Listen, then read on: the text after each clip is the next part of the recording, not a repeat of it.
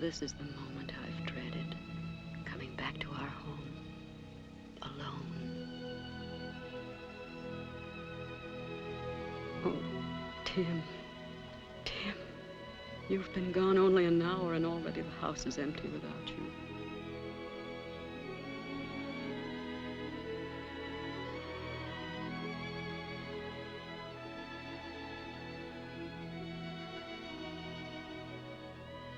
Darling, forgive me. I've held myself together through all our goodbyes, and I've tried to understand. But I still don't know why you should risk your life. You, the best-natured and dearest person in the world.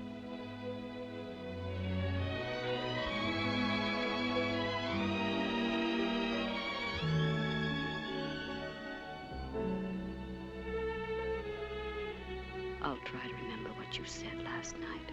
That years from now, this will seem the greatest adventure we ever had, even though we had it separately. But I have no courage, Tim. You know I have no courage, and I have no vision. And already I'm so very lonely.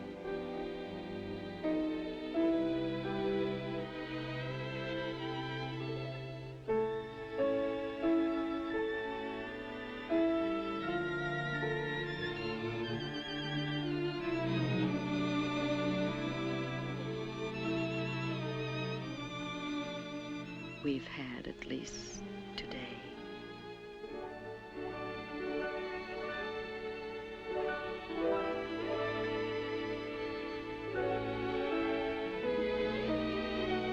I'll try to keep all the good things as they were.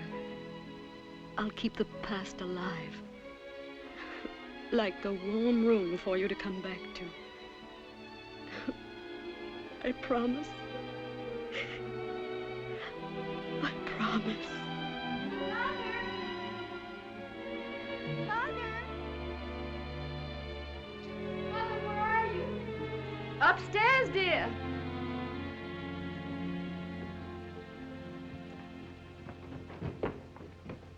Hello, Mother. Hi, darlings. Are you awfully wet?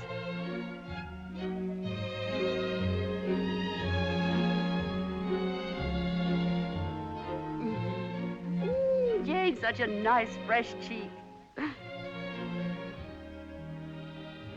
Better get your wet things off, Brig.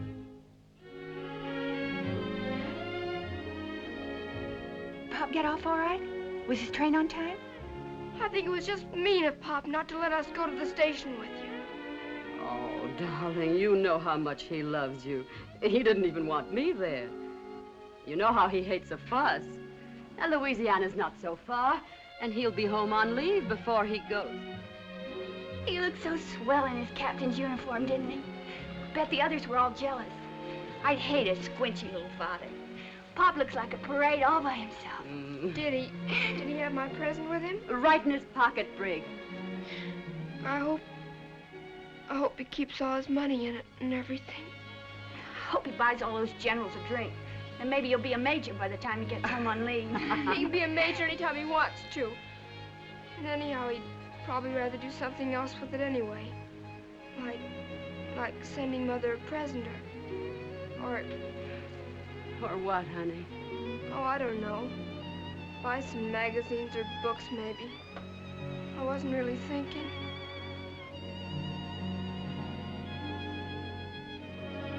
I have an idea. How would you kids like to play some gin rummy before dinner? Okay?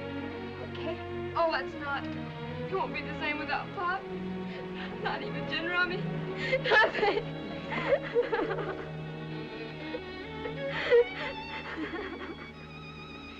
Hello, soda?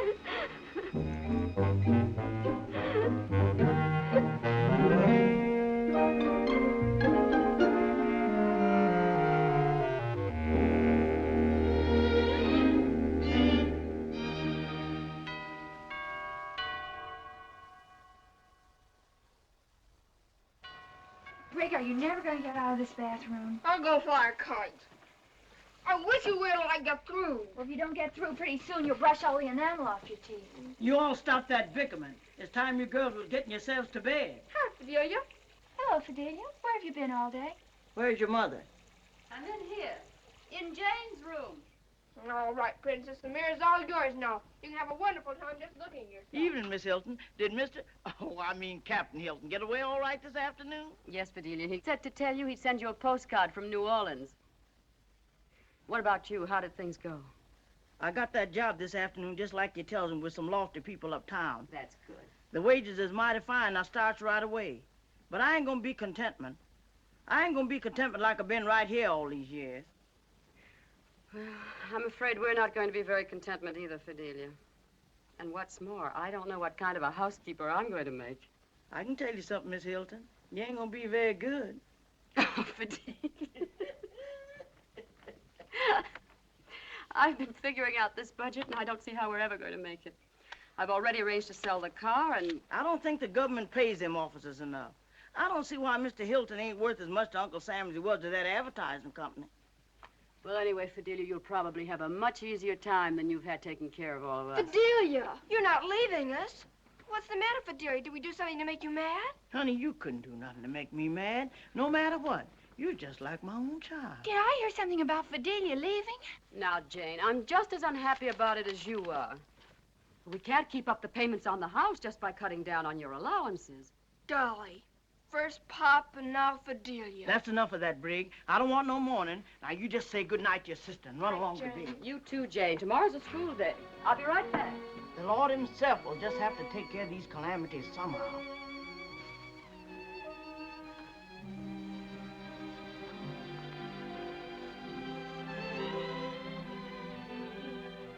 You'll come to see us, won't you, Fidelia? Of course I will, child.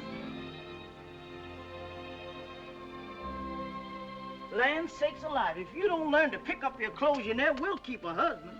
Men don't fancy disorderment. Good night for now, Jane, honey. Good night, Fidelia.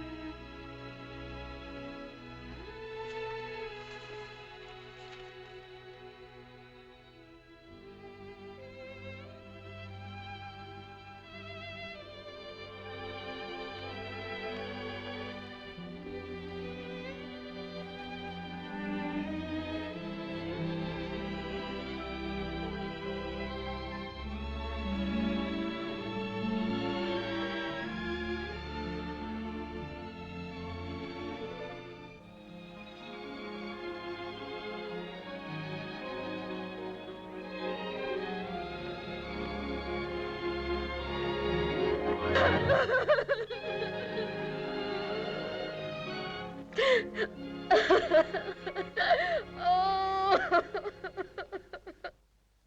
Wee, I'm a commando. Well, this is all that's left of Fidelia's last cake, and I'm afraid it's pretty stale, but cake is cake these days. I don't care what they do as long as they don't ration pickles. Yes, I know. You'll probably have chronic indigestion by the time the war's over. Psst. Psst, psst. Hi, Gladys. What on earth's the matter with that child? Oh, Gladys is afraid of grown-ups, that's all. Well, I'd like to hear her say 2 words sometime, just to be sure she can talk. Who are you talking about, Gladys? Mm-hmm. How Brig can put up with her. Well, I don't think so much of your friends either. They're all man-crazy, that's what they are. Just like you are. Oh, it's too early in the morning to argue with you. Hurry up, you'll be late. And you can tell that Becky Anderson the next time she tries to hi-hat me. Good morning, Mr. Mahoney. Come Good on, morning. Mr. Mahoney. Good morning. Good morning, girls. Good morning. Good morning, Miss Hilton. I heard you was without help, and I thought I'd bring over the groceries myself and see if there was anything I could do for you. Oh, well, that is nice of you, Mr. Mahoney. I think I'll need all the help I can get. By the way, I hope you won't mind waiting a little on last month's bill. Oh, don't. I haven't received my first allotment check yet, and I'm afraid I'm not a very good manager. Well, I know everybody's got problems these days. Well, now you take me, for instance. I'm trying to get enough of everything for my old customers. Would you believe it, Mrs. Hilton? One of them had the nerve to ask me why I didn't go into the black market. Me, with my boy in the service. You don't mean Johnny? Well, I wondered why I haven't seen him lately. Yes, ma'am, and he's a mighty fine boy. I've got a picture of him in his uniform right here. Well, I'd love to see him. Would you? You're very proud of him, aren't you? Yes, ma'am. There are two things that Johnny always wanted to be. One of them was to be an aviator. And what is Johnny's other ambition, Mr. Mahoney? Well, you wouldn't be believing this, maybe, but it's advertising. Advertising. My Johnny always wanted to be an advertising man. Oh. Well, I'm sure he'll be very successful at it. You really think that, do you, ma'am? Yes, I do. You do. Well, I guess I better be running along. Goodbye, Miss Hilton. Goodbye. Oh, Mr. Mahoney. Do you know, I think Mr. Hilton might like to help Johnny get into the advertising business when the war's over. Now, that is an idea. It wouldn't have occurred to me. Mr. Hilton is in the advertising business, isn't he? Mm-hmm. And I'm sure he'd be delighted. We've always thought Johnny was a fine, intelligent boy. That he is, ma'am. That and a whole lot more. And you've really given us something to look forward to. Me and Johnny and the missus. And it was very nice of you to come and visit with me this way, Mr. Mahoney. Oh, not at all, ma'am. Not at all.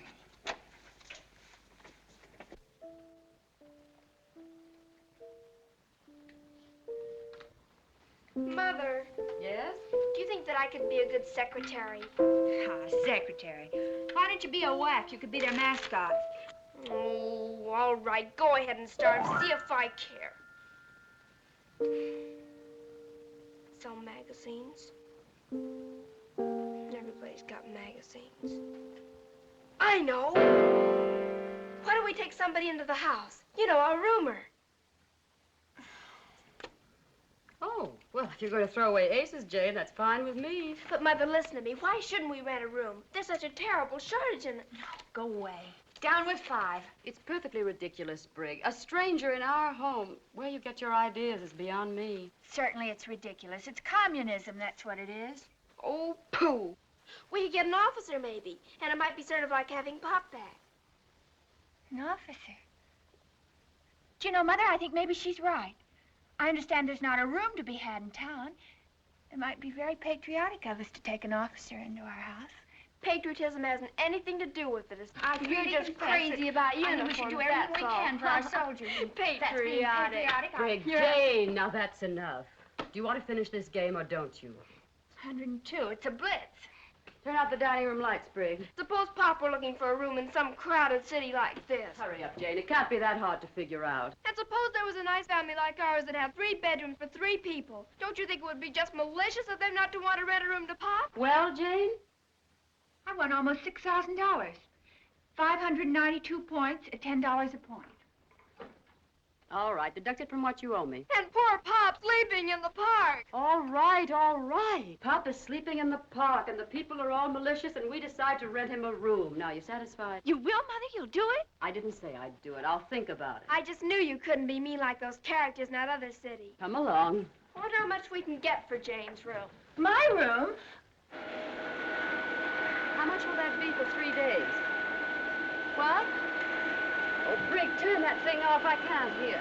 I'm awfully sorry. Yes. Will this get into the early edition? Yes. Fireplace and bay window. Oh, all right. Put in homey atmosphere. Mother! Mother! Wait, please! Keep quiet, Brigg. Would you send the bill to this address, please? Thank you. Mother, you don't mean you're going to rent your room? Of course I am. That's the room that'll bring the most money. I'll take your room, and you can double up with Jane. But, Mother, you're not going to put somebody in Pop's room. Oh, I didn't mean that. Now, you wouldn't want those characters in that other city to put Pop in anything but their best room, would you? But that's different.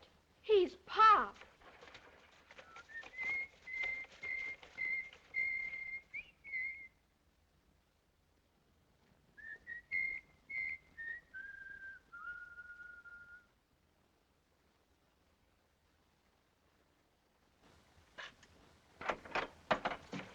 Good morning. Is this the place that advertised for an officer? That's right. The real fireplace, nice bay window, southern exposure? That's right. Of course, I haven't seen the room yet, but the homey atmosphere certainly seems okay. I guess it's a deal. I'm sorry, but the room's already taken. Oh, I see.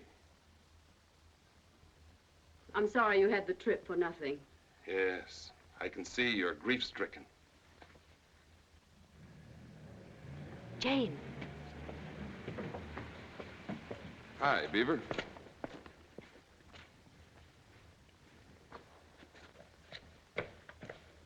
Good morning. Mrs. Hilton, I presume. Yes?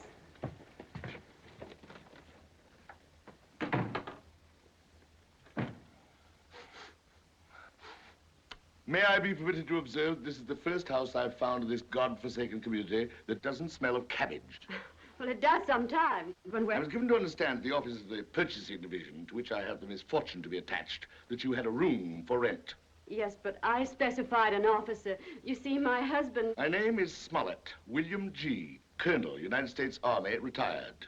Retired, I might add, by virtue of certain fatuous opinions held in the War Department, which judge a man's usefulness neither by his experience nor his ability, but by the number of years since he was weaned.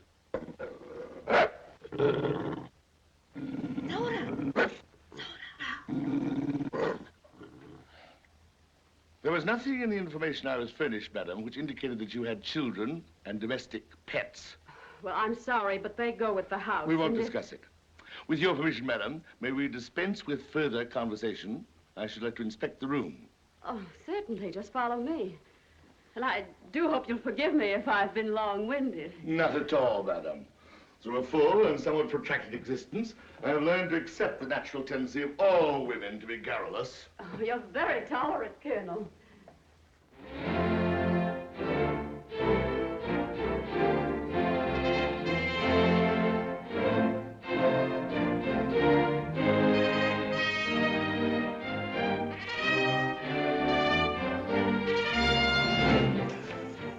Outrage! Mrs. Hilton! Mrs. Hilton!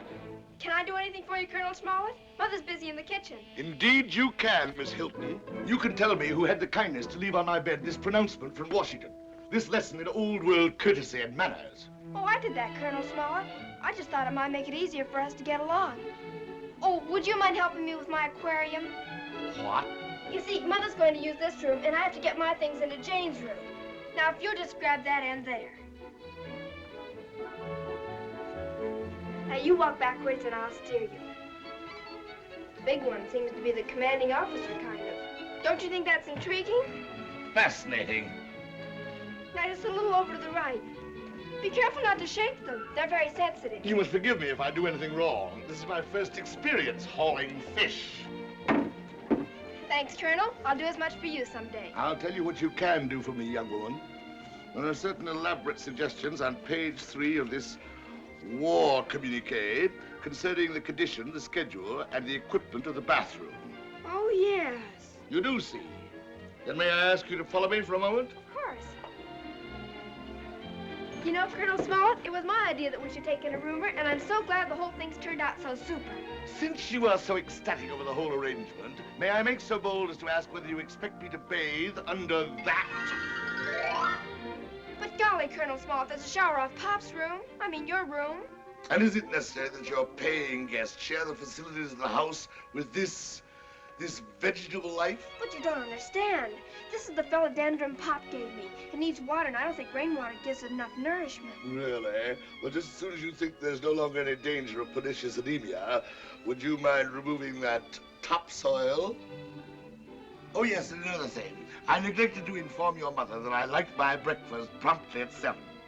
Coffee, thin toast, and 2 eggs, boiled, 2.5 minutes. Under no circumstances more than 3. But golly, Colonel Smollett, we can't afford to give you breakfast. Indeed. Well, even as it is now, poor Mother doesn't know what she's going to do. When Vidalia was here, the bills didn't seem to be so high. But now with the way things are going up, Please, I'm quite prepared to pay.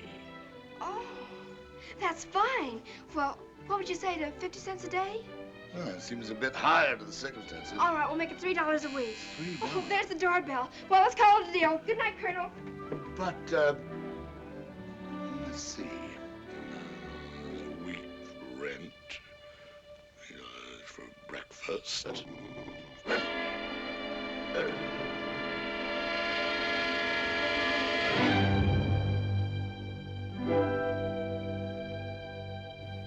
Bedelia! Oh, this is a nice surprise. I kind of thought I'd like to run down and see how you all was getting along. Just about the way you predicted. We miss you, Fidelia. Now, you just give me that apron right off and let Fidelia finish whatever it is you're doing. Nothing of the kind. You must be tired. Now come and sit down. Child, would you mind running along? I got some trouble that I want to unburden onto your mother, kind of private life. You go on upstairs, dear. Yes, and I'll come up and tuck you in. All right. Oh, and Mother, remind me to tell you about the momentous deal I just made. All right, honey. Come and sit here, Fidelia. Yes, and thanks. Well, you see, Miss Hilton, it's this way. Them uptown folks is all right in their way, but it's that lazy trash they got working for them. Miss Hilton, I just won't abode in the same quarters with them. No, ma'am. When I finishes my work, I wants my solitude and I wants my privatation. Fidelia, I'd do anything if I could only have you back, but things aren't any better. Yes, my nose. Miss Hilton, your bills is running awful high. High isn't the word for it. But how do you know? Well, I hope she won't think I'm butting in, but I've been keeping in mighty close touch, and when I heard tell this afternoon about that Colonel Smollett, and here I'm making all that easy money, and I reflects maybe you wouldn't mind renting me my old room. Oh, now you know I'd never take any money from you. That room was always yours, and it always will be. I kind of figured you wouldn't take my money, so I've got it all figured out. I can work here on my days off and nights, too. You know, Miss Hilton, I'm just strong as a horse. Oh, no. You're not as young as you used to be. And you're not going to do any work for us. Well, it'll be wonderful for the children and me just to have you in the house. Miss Hilton, it's the most beautiful thing I ever heard anybody say in all my born days. If you don't mind, I'll just go get my bag. Oh, you shouldn't bother going all the way back for it tonight. It ain't no bother, Miss Hilton. It's a sitting right here.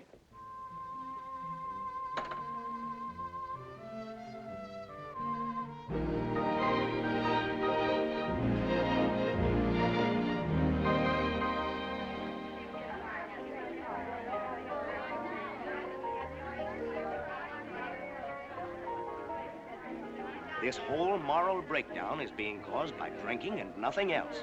They certainly serve rotten scotch at this bar. Pay as you go with what? That's what I want to know. The one I was with sure was a dope. Why, he didn't know where he'd been or where he was going or anything. I haven't got anything against red fingernails, but it's carrying it too far when they paint up their toes.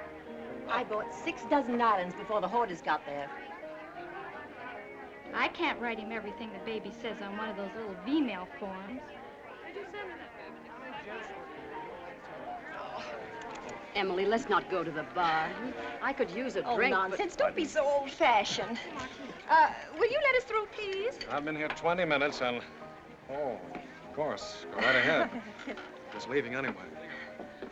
He's rather nice looking, don't you think? Still have your weather eye out, Emily? Well, there are compensations for being a divorcee, you know. A bartender. Let's see. And what do you imagine you'd like? Oh, anything at all. You order for me. Make a good Planter's punch? I'll make 'em, lady, and if you don't like 'em, you don't need to drink. All right, then 2. With light rum. Oh, I knew I had something to talk to you about. That vicious tongue Vivian Robinson, you know the one with the bad skin, is going around saying you've taken in a roomer. I've tried to tell her it must be a relative or something. No, that's the truth. I've taken a roomer. We need the money. Well, all I can say is that if things are that bad, Tim Hilton had no business going into the Army. To be honest, I don't understand it myself, but I knew that Tim was miserable from the start not being in it. All these irresponsible 40-year-old fathers dashing off into uniform. Tim. Oh, does it always have to be Tim? Oh, Tony. Yes, the Eternal also ran. What on earth are you...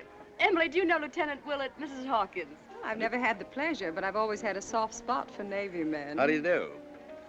Well, my pretty, I didn't know you'd turned into a barfly. I've been trying to get you on the phone all afternoon to tell you that your old lover was back in town. Shh, not a word of it. Do you want the whole town to know? Well, if you want to be hypocritical about it. I heard that Tim had been shipped out of town, so I went to the Admiral and convinced him that I'd practically charted the Great Lakes. Oh, fine. Well, how long are we going to be honored with your presence around these parts? Just long enough to get ready for a shakedown cruise, but if you're not stubborn, that ought to give me all the time I need. Don't you think so, Mrs. Hawkins? I really don't know, I'm sure. Oh, Emily, I think you believe him. Oh, I can't say I'd blame you much. Now, you're what I call a discerning woman. Tony's our oldest friend. He was Tim's best man. Come on, come on. We can give Mrs. Hawkins the vital statistics some other time. Let's get out of here. I need more privacy. But I haven't even touched my drink. Oh, that's all right, dear. We can get another one. Oh, don't let us rush you, Mrs. Hawkins. Goodbye. Oh, what about the check? Don't bother, Lieutenant. I'll take care of it. That's fine. But, Tony, goodbye, Emily. That was a terribly rude thing to do to poor Emily. Oh, poor Emily, my foot.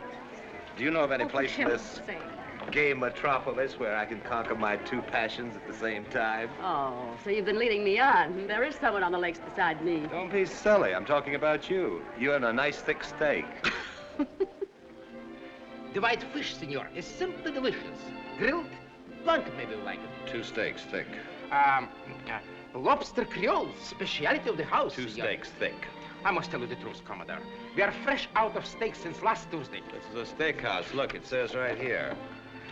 Thick Kansas City steak. I can't help it, senor. There's a war on, you know. Yes, I found that out. All right, bring us whatever you have. Anything but hash. Bravo, senor. You will be very happy. You will see. What are you looking so depressed about? Oh, my life is an endless series of disappointments. No steak, nobody loves me. You wouldn't think so if you'd heard the kids just now when I told them you were in town. I can't figure out just what special charm you have for them. It's just that they have better taste than their mother. If you ask me, I think they believe you're some kind of genius. Those cover girls you used to paint for romantic tales really gave you glamour in their eyes. Oh, gone are the days. Still, you know, Anne, there's a certain similarity between a beautiful woman and a battleship.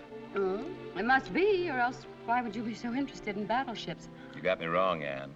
As far as I'm concerned, there never was a beautiful woman but you. Oh. Ever since that summer, the whole crowd of us went up to the Thousand Islands. When I first saw you standing on that little yawl, had on that white bathing suit, remember? With your hair blowing in the wind. What, Tony Willett? When did you get back? Oh, hello, sugar. Give me a ring, huh? Yes, I will. I will. We were in the Thousand Islands with my hair blowing in the wind, remember? Really, Anne? I was nobody at all. Just a girl I happened to meet the last time I was in town. Oh, Tony, you don't have to apologize to me. I'd be disappointed if you ever changed. Look, when we get home, I'll show you something I brought back just to prove What to do you. you mean, when we get home? Just what I said. Suddenly you mean to put me up, don't you? Probably can't get a room anyplace else. Understand the hotels are jammed. Oh, why do these things always happen to me? I don't see why it should be any hardship to you. Tim's away. You ought to have plenty of room. What do you think you're going to do, share my room? The girls can double up. The girls have already doubled up. We have a lodger. A lodger? What? Yes, no, don't start. No, I had enough of it from Emily. We needed the money. Well, why don't you get a job? You look perfectly able-bodied to me, if I may use the word body. What on earth could I do? Well, you could do plenty of things if you really wanted to. You could... Let's skip it. I don't want to hear a serious word out of either of us until I leave this town. Oh, Tony, it's so good to see you. You know, next to Tim being home on leave, it's the nicest thing There that you could have... go again. Here I buy you a beautiful dinner, and what thanks do I get? Tim. What's that? Speciality of the house, chicken hash. Well, blow me down.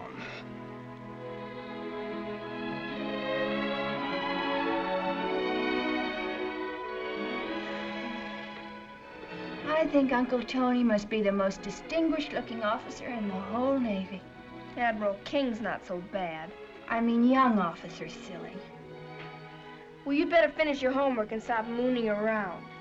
The governor said to the Admiral, 16-inch guns. Land sakes, can't they shoot any further than that? Oh, Tony. Uncle Tony! Jane! What's the matter? You don't seem very glad to see me. Oh, but I am. Honestly, I am. Uncle Tony! Brigg! Now, that's what I call a real reception. Uncle Tony, you're not staying with us. Oh, yes, he's staying with us. And don't go spoiling him. We're going to have enough trouble with him as it is. Oh, Uncle Tony, couldn't be any trouble. It's just wonderful having him here. That's right, Jane. Don't listen to your mother. I'm counting on you girls spoiling me plenty. There's just one thing, please. You think you and Brigg could cut out that uncle stuff? I'm not your uncle, and it makes me feel 108. Do you mean we're going to have to call you Lieutenant Willett? Tony to you, Miss Hilton. What on earth? Oh, that must be the taxi driver with that mysterious object you lugged along. You won't be so indifferent when you see what it is. I don't know what this thing is, but could be the side of a house, I suppose. These are funny times. I ain't got no change. Don't worry about it. I borrowed it myself. Ah, thanks, Captain. Thanks a lot. Say, lady, sure must be nice having your husband home again. Well, he's not. What's so funny about that? Imagine anybody taking you for Pop. You think your pop's wonderful, don't you? Well, he is. Sure he is, but you don't have to rub it in. I'll take your bags upstairs. Tony? Oh, don't bother, Jane. Oh, I don't mind, really. I'd love to. Brig, you take one, too. After all, if we don't give the lieutenant some real service, he might decide not to stay here. Aye, aye, sir. Carry on, mates. Oh, put them in Brig's room. I'll move in with you girls. Oh, that'll be fun. Fun indeed. I thought I was through with dormitories. You ought to be very happy about it. You'll get to know your children better. Who's that? Is there something gone bad, Miss Hilton? I wouldn't call it anything good. Well, if it isn't my old girlfriend, Fidelia. Is that Mr. Tony Willett? I thought we was through with you till the duration was over. Lieutenant Willett's going to be our guest for a while. Happy surprise, Fidelia? I don't know about that happy part. Miss Hilton, don't you go let these people turn your pretty home into no boarding house. Fidelia, I've half a mind not to stay. But the other half tells me to forgive you. What's that? Oh, I almost forgot.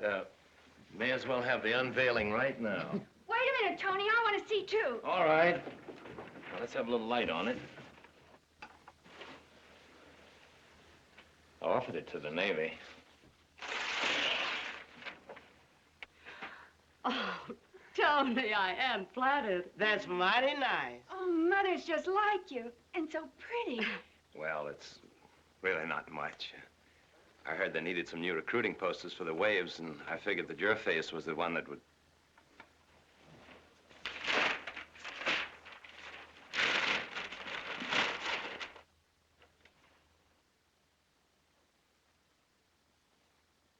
Tony Willett, I might have known. Mr. Willett, you cover that thing right up this here minute. Jane, you's no business looking at that. Tony, the Navy Department didn't accept it. No. I never even found out why. I just got the painting back, and the next thing I knew, I was on sea duty. Red tape, I guess. I hope you're having enough trouble. I wouldn't wish this on a chap. Give it a little push, Jane. All right, Tony. Oh, nice going, Jane. Oh, Tony, I'm so sorry. Never mind, Jane. I'm sure your mother put you up to it. Oh, no, honestly, Tony. Which way do I take this thing? Here, starboard on the port side. Here, I'll help you. How are you going to get the bed in here? How am I going to what? No, don't worry. We'll put the mattress on the floor for tonight. Yes, Tony, don't worry. I love to sleep on the floor. Come on. Oh, good evening, Colonel Smollett. I do hope you won't mind not taking one of the mattresses out of your room. Well, not at all. One mattress is entirely sufficient. Tony, Colonel Smollett, may I present an old friend of ours, Lieutenant Willett. How are you, Colonel Smollett? How do you do? I take it your commissioner's in the Navy. That's right, sir. Doesn't surprise me. We'll get the bedstead out in the morning, Colonel. You see, we need the extra mattress tonight. I'm moving in with the it's girl. quite all right. I assume that you're taking the one that I have not been using. Oh, of course. That's fine. Something wrong with one of the beds? There's nothing wrong with the bed. It's just that monstrous animal that seems to be so attached to it. Good night.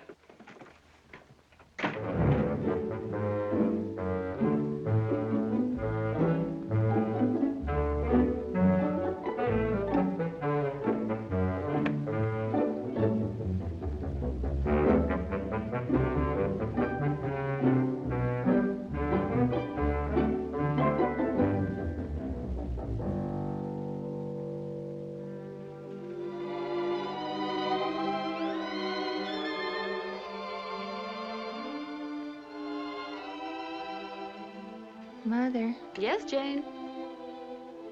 Mother, do you think I have a nice figure? Yes, darling. You have a beautiful figure.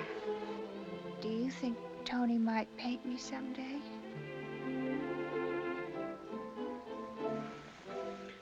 Over my dead body. Wet took it. Wet took it. You must have the name wrong. No, here it is in Pop's letter. And we're here in Texas on maneuvers. In a little town called Wettucket. We came, we saw, we took it. We took it. Very funny. I would appreciate it, my dear Bridget, if in the future you could spare me from your father's elaborate puns. And if, I suppose to some people that creature comes under the heading of pets. I beg your pardon, Colonel Smollett. There's someone here to see you. Your grandson. William? Hello, Grandpa. To what peculiar combination of circumstances do I owe this visit, William? Well, you see, I was transferred out here to Chamberlain Field, and I found out at your office. Indeed? I wasn't even aware that the United States forces had been honored by your membership. I enlisted, sir, last summer. So? I don't think we need trouble these young women with your autobiography. Let's go into the living room. If you will, excuse me. Excuse me.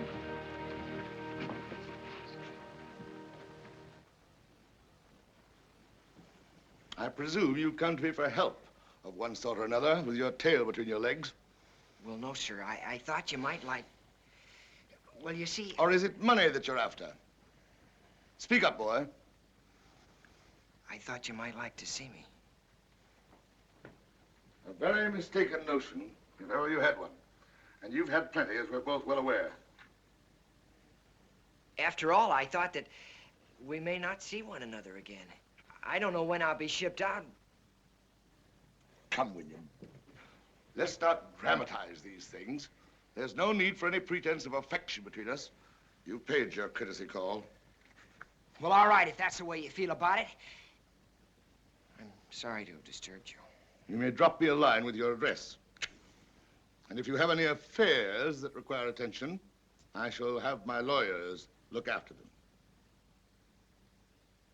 For your late father's sake. Now I'm sure you'll excuse me. I'm a bit tired. Goodbye, Grandpa.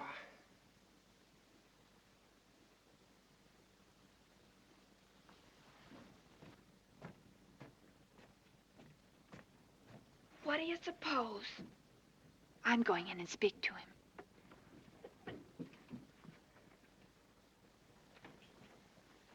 Mr. Smollett. Oh. I'm Jane Hilton. This is our home. Oh, I see. I'm glad to meet you. I hope you like the Army. I mean, are you on leave? Well, just for the day. I'll be at Chamberlain for a while, I suppose, until we're shipped. Oh, that'll be nice. Oh, I don't mean about you being shipped. Oh, I didn't mean that either.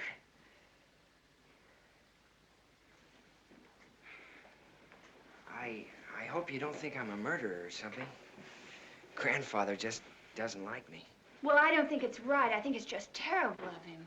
Oh, he's not so bad. He has good reasons, I guess, the way he looks at it. I've kind of disappointed him. I don't care what you did. You're a soldier now. And you enlisted, too. I heard you say so. Oh, I'm afraid that isn't really so very much. Lots of men enlisted. But it's awfully nice of you to talk to me this way. Hi, Brig. What's the matter with the Colonel? He's storming around his room like one of the Smith brothers with a hot foot. I think I'll go up to my room and do some homework. Oh, hello. Oh, Uncle. I mean, Tony. Lieutenant Willett, this is Private William Small. How are you? How do you do, sir? Corporal. Engineers, isn't it? Oh, yes, Lieutenant. Sorry. You're related to the Colonel, I take it. I'm his grandson. But I don't know, sir, whether he... Think nothing of it. I cut my grandfather off without a cent. Oh. Well, Jane, what's the program for this afternoon? How about you and Brig taking me out on the town? William here could, what do they call you, Bill? Could make a fourth. Oh, that's nice of you, Lieutenant, but I couldn't. And besides, if you'll forgive my saying so, sir, you're an officer. You know, I forgot all about that. You're right. Well, we could, well, let's see, Jane, what could we do? Oh, anything you say, Tony. Oh, well, We could have tea in the garden. Well, that's fine. We could play some darts, maybe. Well, thank you, sir, but I ought to be getting back to the field. You've both been very nice. Next time you're in town, perhaps. Will you be off next Sunday? How about it, Jane? Oh, that would be lovely. Oh, well, I'll look forward to it. Well, I better be going. Goodbye, Miss Hilton. Goodbye. It's nice to know you. So long. Goodbye. And next for coming to the Navy. Oh, thanks. Thank you, sir. I will. Oh, well, goodbye. That seems like a very nice boy. Yes, he is a nice boy, but... Now, Jane. You take the word of your old Uncle Tony and be kind to that boy the next time he comes here. Well, he's nice enough, but, But what? well, he's so young. Besides, he isn't even an officer. Why, Jane, I'm surprised at you. Those are the boys who do the fighting. And largely for their dreams of girls like you. Far be it for me to run down officers.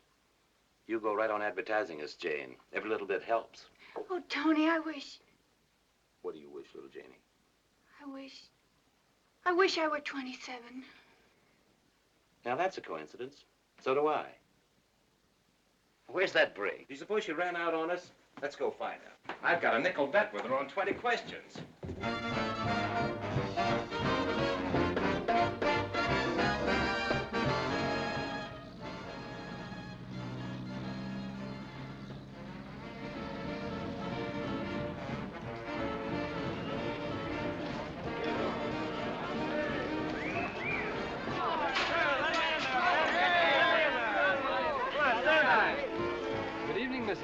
Let me help you down. My, but you're strong, Lieutenant. Here, men, help the young lady. Yes, sir. Oh, Mrs. Hawkins, I'm so frightened. There's nothing to be frightened of. You just go on in and dance. This here vehicle got Susie Fleming aboard. But a boy named Swenson was supposed to meet me here. Just go into the cloakroom and they'll give you your name. Hi, Becky.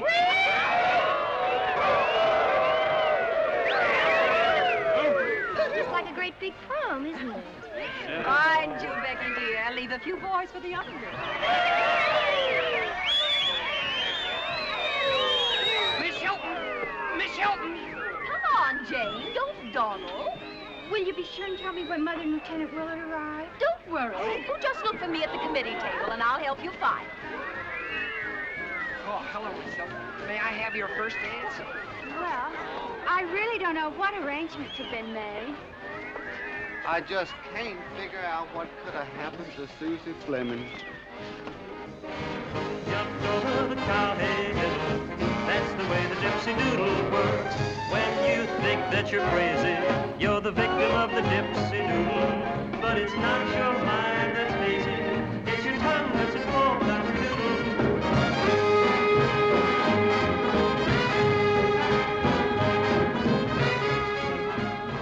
Would it be too much of a favor to ask you to call me, Bill?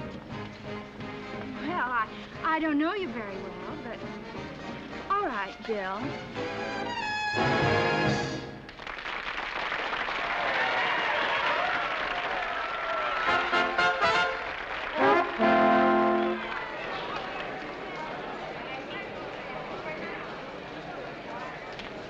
Hello, Emily. Hello, Anne. Hello, Lieutenant Willard. I'm simply delighted you could come to our little party. Hello. I practically had to tie him up with rope and drag him. He was afraid there wouldn't be another officer here. Oh, there are a few. My dear, you should see Captain Higgs, that profile. C'est joli. But I do believe you're the only naval man in the place. Isn't that just fine? I'll bet to give me 3 chairs and a long periscope. You'll have a good time, wait and see. I suppose your first dance is with Anne, but remember, the second is mine. Oh, that's too kind of you, Mrs. Hawkins. Now, if only I didn't have this Charlie horse. Oh, naturally, if you're indisposed. You see, Emily, I promised Tony he wouldn't have to stay long. If you'll excuse me, I have a number of things to take care of. Oh, Emily, would you keep an eye on Jane after we leave? Why, certainly, my dear. I'll devote the entire evening to her. Well, of all the phony battle axes I've ever met. Now, really, Tony, you asked for that. Well, what am I doing here with all these kids anyway? Why, Tony Willard. When on earth did you get back in town? Well, hello, sugar. Give me a ring sometime when you're on the loose. Yeah. As I was saying, what am I doing here with all these kids anyway? That was a cute kid, too. Really, Ann, it's just a girl I went to college with. Well, bet. Mrs. Hilton. Oh, Mrs. Hilton. Yes? I'm Johnny Mahoney. Oh, Johnny, of course. How are you? Lieutenant Willett, this is Johnny Mahoney. How are you? How do you do, sir? Your father told me you were stationed out here. I'm afraid Dad bores everybody talking about me. Not at all. He has every right to brag about you. Well, I don't know about that, Mrs. Hilton. I wanted to write and thank you for what you said about Mr. Hilton helping me after the war. Well, I thought maybe you might think I was taking advantage. I didn't want you to feel you're under any obligation. Oh, there's no obligation, Johnny. Anybody who gets you will be very lucky. Well, I'm afraid the luck's all mine, and that's the way it's been my whole life. Well, I guess I have to be leaving now. So soon? I thought the dance was just getting underway. I only stopped in to pick up my gunner. I'm taking off in a few minutes. It's just a routine flight, you know. Oh, I see. Well, good night, Johnny. Good night, Mrs. Hilton. Good night, Lieutenant. Good night. Those kids just break my heart. They're so eager. I know. They expect to come back to something. What do you mean, Tony? Well, I mean, something like they left. Only better. Hope they don't get too many surprises. Hello, Mother. Oh, Bill. Oh, good evening, sir. Hello, Tony. Hi, Jeannie. Oh, Mother, I don't believe you've met Bill Smollett, have you? How do you do? I'm so sorry I missed you at the house the other day. Oh, thank you, Mrs. Hilton. Your daughter's been very nice to me. Well, that's good. Now, you children run along and have a good time. We'll be leaving soon. Oh, Tony, aren't you going to dance with me even once? Well, Oh, go ahead, Tony.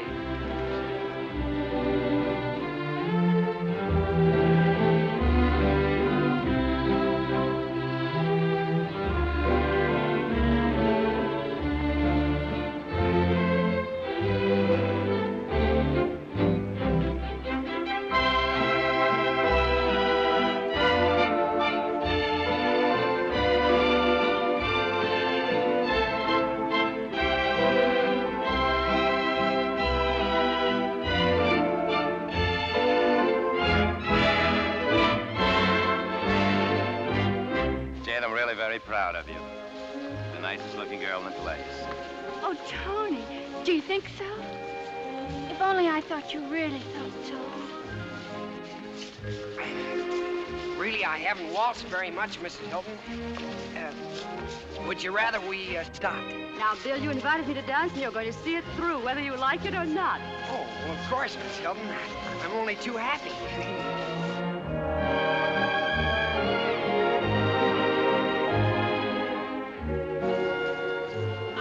Travel broadens oneself. Don't you think so? Hope so. I'll be doing plenty of it. Do you think the artistic life is too bohemian? Indeed, I do. And look what happened to Bohemia. Oh. Did you lose something? Yes, ma'am. Susie Fleming. And I'm beginning to get right worried about her.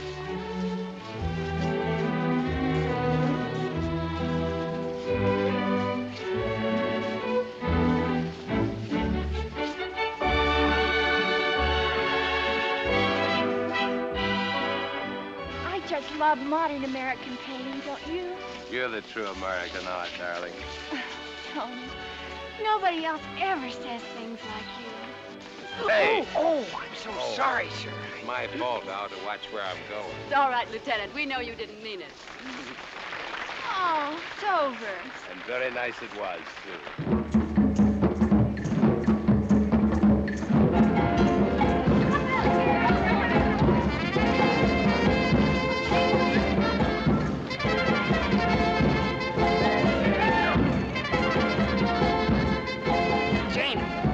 I ought to be behind you. I hope we can find Mother and Tony.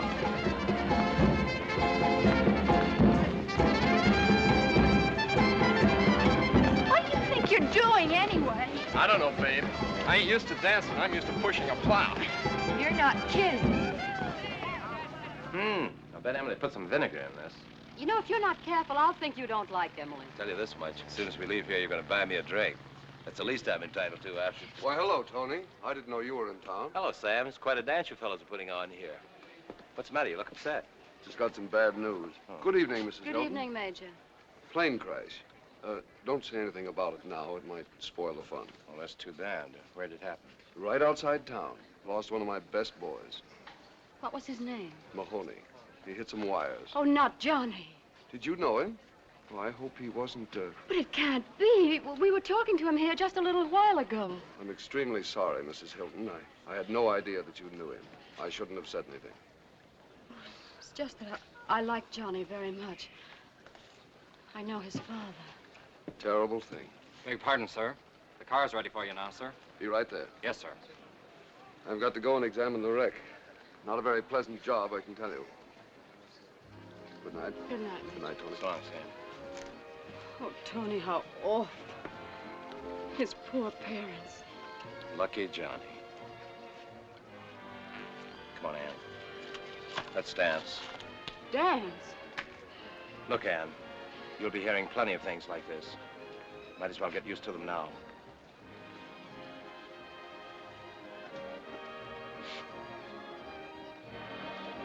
Oh, I feel so good. Don't you feel good? Well, now, my Susie, she's what I'd call a one-man woman. I love to read books. They're so significant. Why do they call you Wolf? Is that your nickname?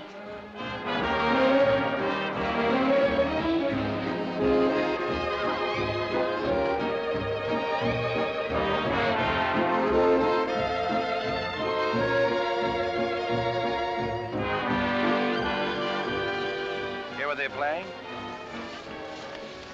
Oh, yes. Together. As I remember, you and Tim drove everybody crazy wherever you went, having them play the thing over and over again.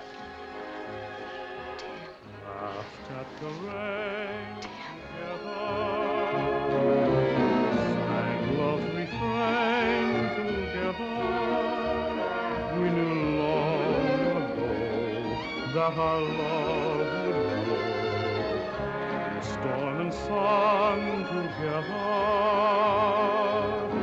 Our hearts as one together. You're gone from me, but in my memory, we always will be together.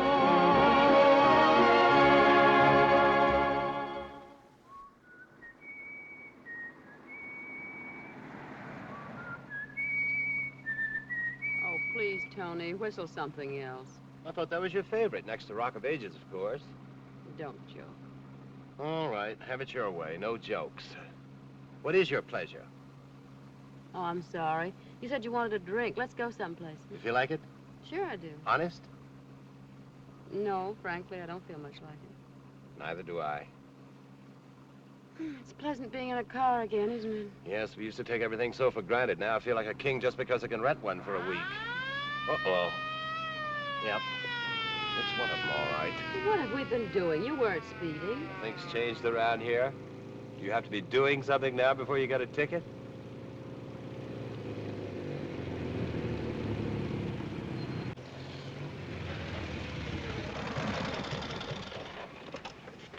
Where do you think you're going? I wish I knew. What's your guess? Gibraltar, New Guinea, Kiska? You station around here? Well, yes and no. Look, officer, I don't want to be rude, but we're not in a very chatty frame of mind, so would you mind filling out one of those pretty little slips and getting it over with? You weren't doing anything. I wasn't. Well, what's all this about? Oh, it's just that it gets so lonely along this road since gas rationing. And say, ain't it a beautiful night? Well, I hadn't noticed it before, but now that you mention it, officer. Well, guess I better be checking in. Nice to meet up with you folks. Thanks. Good night. Get one of them Japs for me. But lay my hands on one, I'll give him a ticket. I suppose he's what Brigg would call a character. I don't know what you'd call him, but he can have my vote. Do you realize we're laughing? Well, so we are. What do you know? Oh, Ann. What, Tony? Sometimes I wish.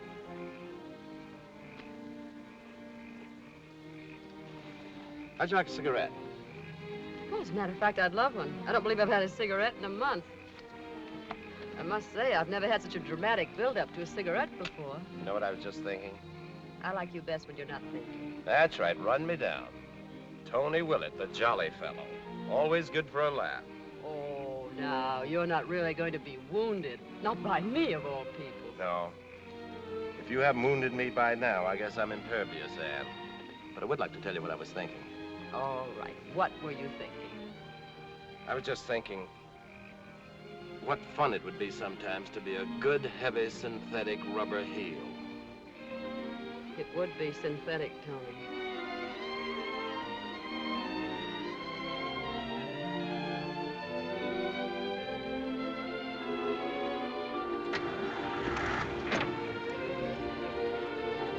it all right now if I whistled together? Go right ahead. I'd like to join in.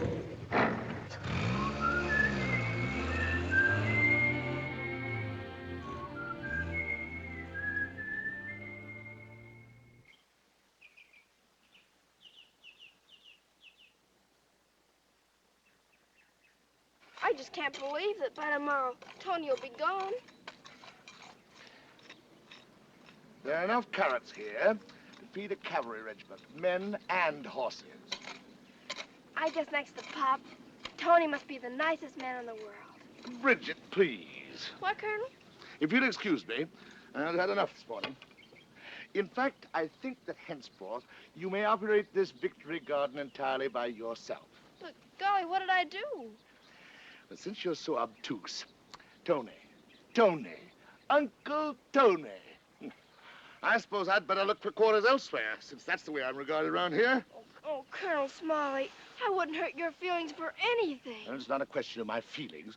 After all, a man does have his pride. Oh, there's the postman. Maybe it's a letter from Pop. Oh, you'll wait here, won't you?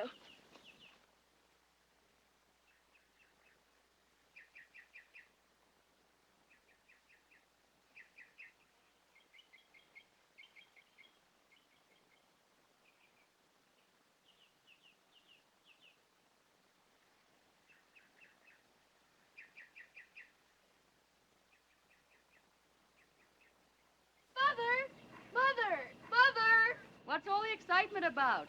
It's a letter to Jane and me from Pop. Well, bring it up. Come on, honey. Time to get up. Mother, listen. Pop says he may get leave soon. Isn't that wonderful? Let me see. Jane! What's that about Pop? Mother! Yes? Look! Jane, let me look at you. What's the matter? Oh, darling, I'm afraid you have the mumps. Mumps? Oh, Mother. Tony's last day. Oh, only children have mumps.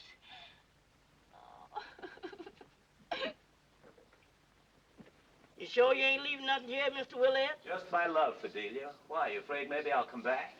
I ain't sorry you're going, I can tell you that. Now, Fidelia, I always say nice things about you. I ain't got no time for them complimentaries, Mr. Willett. And besides, now that Miss Jane done gone and got herself some mumps, we need this room bad for Miss Hilton and Briggs. Well, at least give me credit for good timing. Here, don't bother with that. I'll take it down. I want to be sure it gets down. Oh, by the way, I almost forgot. I've got a going-away present for you, Fidelia. Huh? Here it is. And always remember, a great master devoted some of his last hours to you before he went off to the wars. You like it? I tried not to flatter you. Why, Mr. Willett, it's just the way I always wanted to look. Someday I'll do you an oil.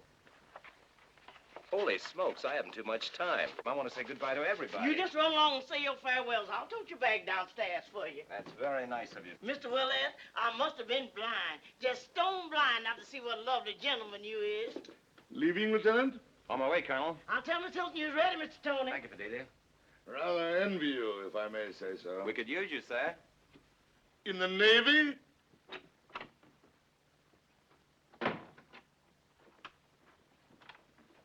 Good luck, Mr. Willett. Thank you, sir. I guess we have to have a Navy.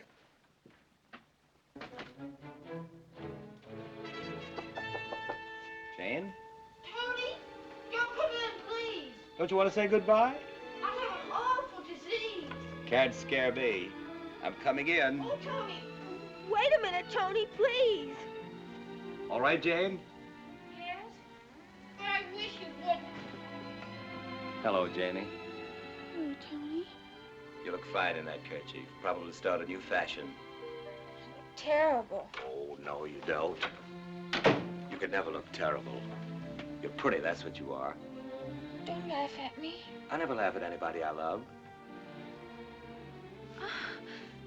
And I've loved you from the moment you were born. Is that all? It's the best love I have, Janie. It's a special kind of love I keep just for Ann and Tim and the two sweet girls who are part of Ann and Tim.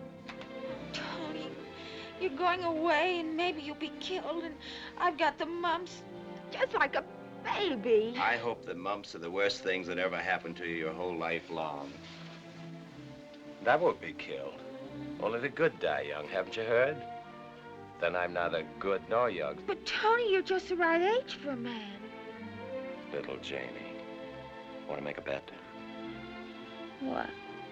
I'll bet you that by the time I see you again, you're in love. You're silly. You're the silliest man I ever knew. Now you're making sense. Always knew you had a good head on your shoulders. Will you write to me? There won't be anything to write. There won't be anything happen after you're gone. Ever. All right. But I'll write to you. I have to go now, dear. Goodbye.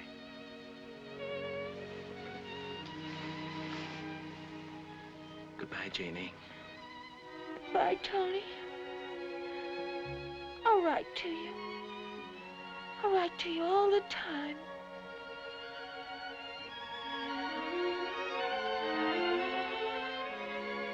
Catch the mumps. What's the matter? Do you want to keep them all to yourself? Besides, I'm no hero. I've had the mumps. I'm immune. Oh, Tony, I wish. Let me wish this time. I wish that I were 17. Oh, Tony.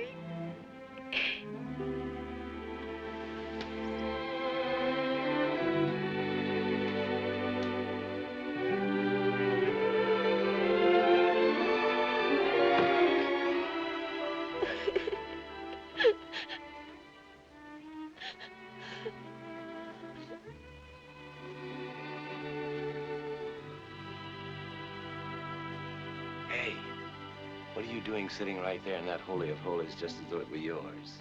I'm getting it used to being just another chair. Now wake her up. You'd better. She'd never forgive you if you left without saying goodbye.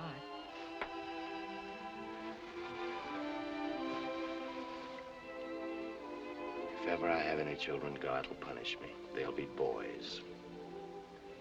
I couldn't possibly have anything as nice as that. The first step usually is to get married. Uh-huh.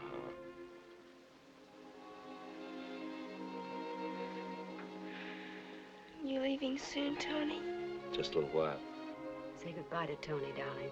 It's way past your bedtime. I want to talk to him a few minutes before he leaves.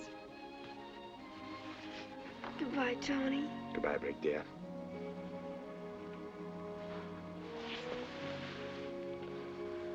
It's sort of like saying goodbye to Pop again. Coming from you, Brig, that's the compliment that top all compliments. I'll have another kiss on that. Your cab's here, Mr. Tony. Thank you, Fidelia. Would you ask him if he'd mind waiting a few minutes? I got it all arranged. He's waiting, Miss Hilton. Goodbye, Tony. Come back soon. Good night, Mother. Good night, darling. Don't you go catching those mumps. What do you think I am? A child? Happy dreams. Happy landing.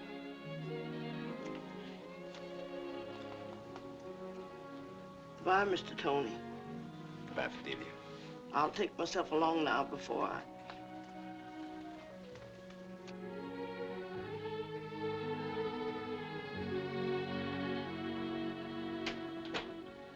Just when did you captivate Fidelia? It was my brilliant art that did the trick. I sketched her.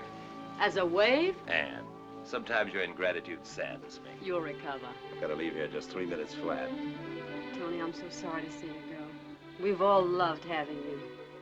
By the way, how did you leave Jane? With the mumps. And with tears, I'm afraid. I haven't much tact, I guess. I didn't know what to say. I know. Poor kid. But then you are very attractive, Tony. A bone from Mrs. Hilton. No, I mean it. It won't be too easy for Jane getting over it. No, nonsense. Older men, every girl goes through it, didn't you? Still going through it. Yeah. Older men named Hilton. Don't you ever worry about Jane? I won't, as long as the older men are like you. You know something, Ann? I'm chump enough to go on living on your compliments for the next 6 months. Like a camel in water, you know. How long can they go? I can't tell you. I never knew one.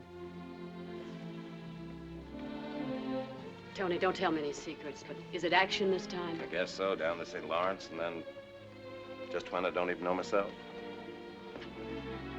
I won't say what I feel. No, don't. You better get some rest. You look tired. I will. I have a little letter writing to do first, though. I see. How often do you write him? You won't think me foolish if I tell you. I try to write at least a few lines every night. You know, that's a little nuts. It's pretty wonderful, too. Well, good night, Ann. Good night, yourself. Oh, come here. You're a swell guy, Tony. Oh, go away.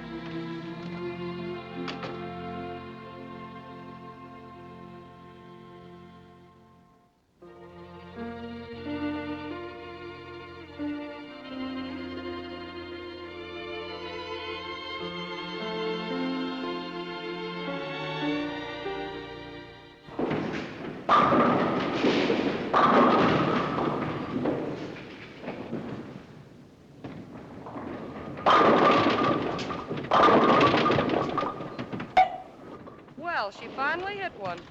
Now, don't drop it. Bowl it.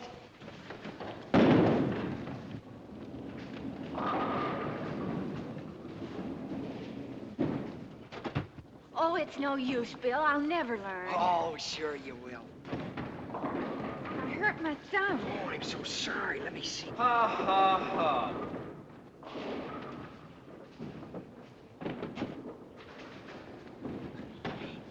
It's your turn now, Bill. Let's see if you can knock them all down. Well, I don't know about that.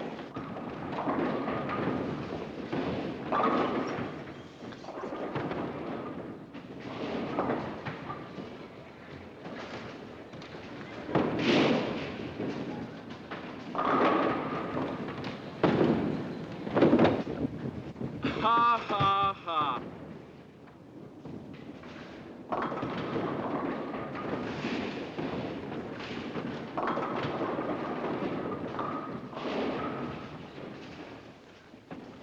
Like a piece of tape? Oh, thank you.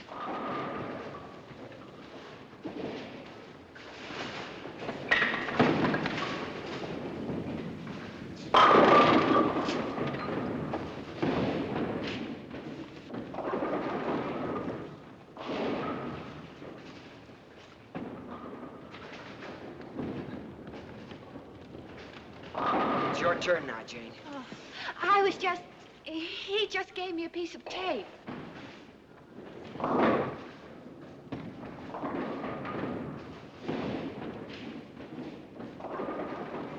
Hi, buddy. Hi. Have a smoke? No. And I'd advise you to mind your own business. I know she's a nice girl. Anybody could see that. And what's more, I don't like your laughing either. Bill, please come down and show me again how to do it. Look, buddy, you can have a fight if you want it, but I was just trying to be friendly. Well, all right then. Bill, speak to me. Gee, I'm sorry. You ought to be. Look what you've done. Me? I didn't do anything. I guess that'll teach him.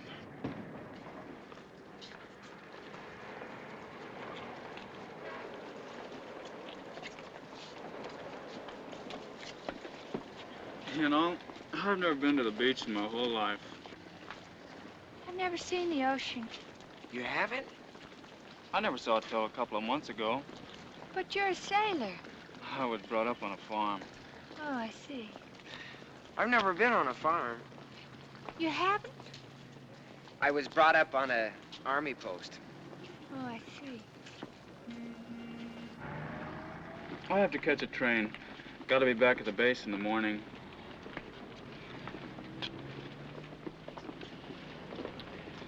Sure wish you could spend the rest of the evening with us. Oh, no, you don't. I butted in enough already. No, we loved meeting you, didn't we, Bill? Sure we did. I'll catch a bus here. So long, buddy. Goodbye. You've both been swell. You're the only people I've met since I came to town. Well, why didn't you go to the canteen?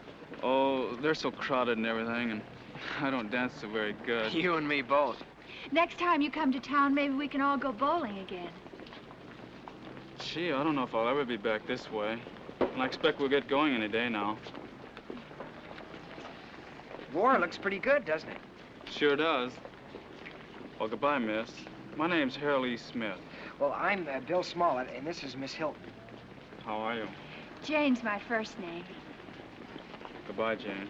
Goodbye.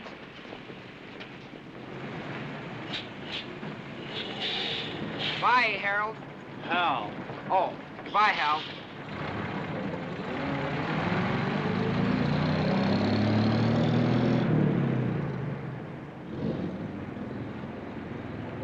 He's nice. Yeah, he's a nice fella. You were sweet to him, Bill. And I'm sorry I about... acted like a fool. He's good looking, isn't he? Is he? I hadn't noticed. You must have noticed. Well, I didn't. Come on, let's get a soda.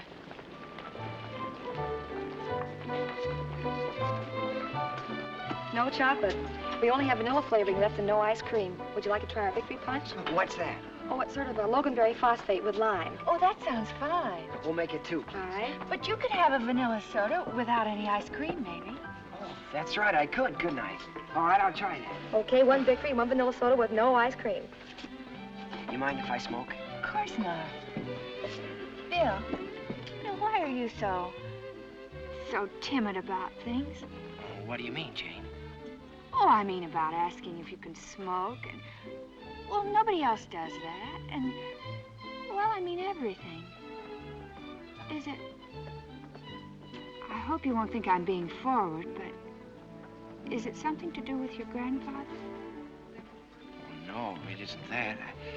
Although I suppose I've always been sort of scared of Grandpa. But why? Well, I dug up a scoop of vanilla ice cream for you. Oh, thank you. Please pay the cashier and buy war stamps with your change. Thanks, I will.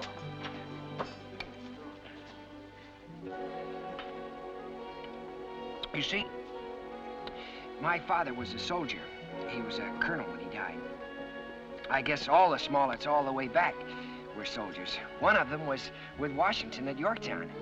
Although, sometimes I think Grandpa just made that one up. I'm sure he didn't. You ought to be awfully proud. Oh, I'm proud, all right. But, something went wrong with me. Mother died when I was born, so I never knew her. Oh, of course, I never knew her.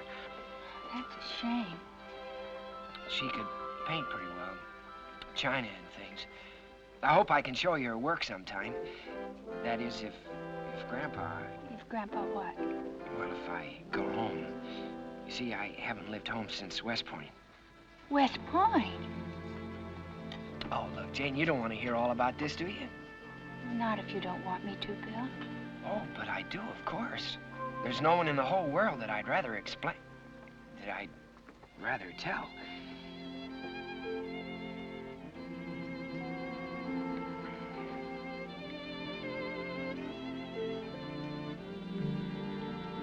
Isn't your soda all right? Oh, yeah, I just don't feel much like it. I thought I did, but... You don't have to drink it, Bill. Would you rather go home and talk? We could sit on the porch. Oh, swell. I'd like that. Soda.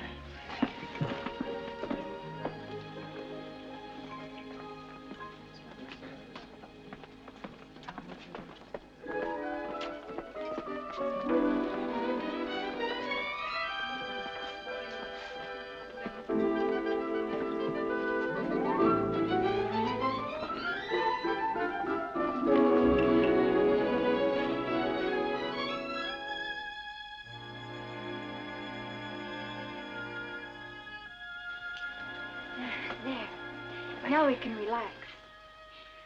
You were talking about how your grandfather always wanted you to be a soldier. Would you like a sandwich or something? He wanted me to be a general. But didn't you want to be a general? Well, no, I didn't. But why not, Bill? I had an idea it was more important to build things. But I don't mean it isn't terribly important being a soldier. I don't know how we'd keep the things we build without them. Of course. But you said you went to West Point. I should think you'd be a lot more than a...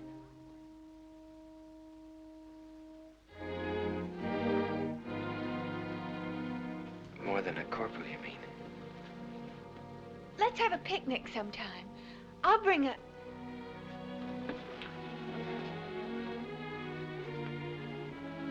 Bill, I didn't mean that. It's wonderful being a corporal. No, you meant that if I went to the academy, I ought to be more than a corporal. Well, you might as well know it. I was kicked out and I broke Grandpa's heart. I'm sure it wasn't your fault. Yes, it was.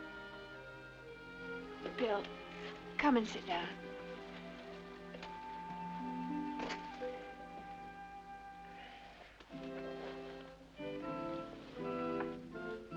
Look, Grandpa's father carried this watch at Vicksburg.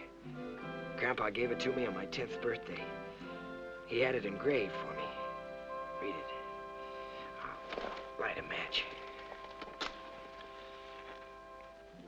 To William G. Smollett II, who will lead men to glory on the battlefield. You must have been terribly pleased. I said, Grandpa, don't people hurt each other in war? You see, I was only 10. He took the watch away from me. But he gave it back to me again when I entered the academy. Oh, Jane, I did my best, but I could never make a good officer. I can't lead men, and I know it. So even if I led my class the way Grandpa thought I should... Grandpa. What about yourself? Why is it so important that you satisfy him, the old... Because he loved me so. Yeah, I'm sure he did. Once. But all through military school, from the time I was 8 years old, I kept letting him down. I never even wanted to play with the tin soldiers he gave me. Grandpa kept telling me that if I was a Smollett, But I guess I was always, well, you know, weak. I was sort of a joke at the academy. I only lasted a couple of months. Grandpa couldn't face his old cronies. Well, that's it. Now you can see what a mess I made out of everything. You've done no such thing. You're fine and strong, but you're just sensitive, that's all. But don't you think I'm a failure after everything I've told you? A failure? Just because you're not an officer? Why, an officer I know told me, he said that you were the boys who are doing the fighting. Lieutenant Woolley? Yes? You think a lot of him, don't you? Of course, but what's that got to do with it? You're a soldier, and that is, we're proud of you. And I hope you never get promoted. All those officers strutting around with their gold braid and everything. Gee, Jane, I'm so glad you feel that way about it. But, Grandpa... Oh, bother, Grandpa. Ooh, there's soda. Maybe you'd better go before we wake the Colonel. He doesn't scare me. Not anymore, he doesn't. Jane, let me stay long enough for just one cigarette. All right. Provided you don't ask my permission to smoke it. I won't.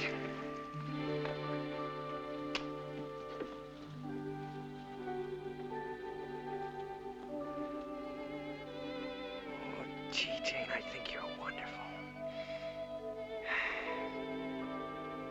Ow! 2.5 minutes. Under no circumstances more than 3. Sometimes I think 6 minutes would be more in character. I'll serve the Colonel his breakfast this morning, Mother. See, what's wrong with you this morning, anyway? First, you get up an hour early, and... And then suddenly you turned into Mother's little helper. Oh, I don't know. I just felt like it somehow. Not that I object. You know, the next time Brigg makes a deal, she can put it into execution herself. Darling, you don't mind, do you? Waiting for our breakfast until Brigg gets down? 2 sets of breakfasts are about all I can handle. Mother. Mm-hmm. Mother, do you like Bill? Yes, of course. I think he's a very nice boy. A little shy, but... Did you have a nice time last night? If he's shy, it's that Colonel's fault, the old goat. That's not a very nice way to talk. Well, he is. He's just ruined Bill, that's what. And I'm going to have a talk with him. Oh, I wouldn't do that if I were you. But why not?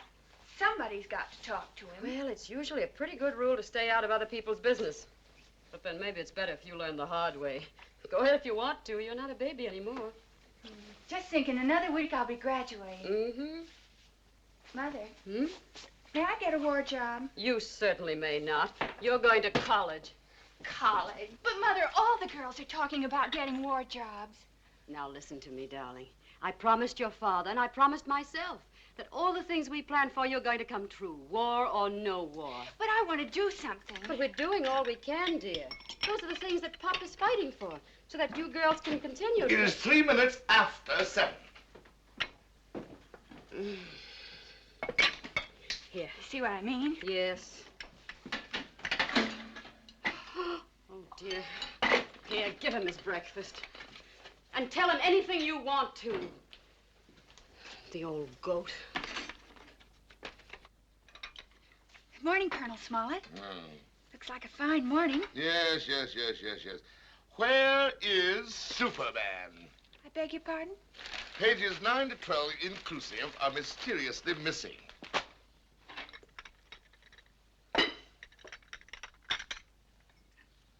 Where's the other one? Brigg? Oh, it's a little early for her. The other egg. Oh, that's the only one we have. There's going to be sort of a shortage.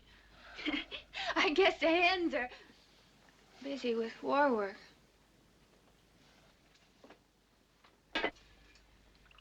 Coffee. Colonel Smollett, do you mind being talked to at breakfast? I most certainly do mind. It's about Bill. About whom? Bill. You remember your grandson. Yes, indeed, I do remember. What about him? He's a nice boy.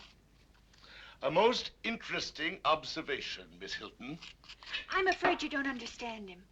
He really needs you to help him, like a mother. He has an inferiority complex and... Young woman, I have handled men for 35 years, and I don't think I require any instructions on the subject. Least of all about my own grandson. Oh, I was only trying to help.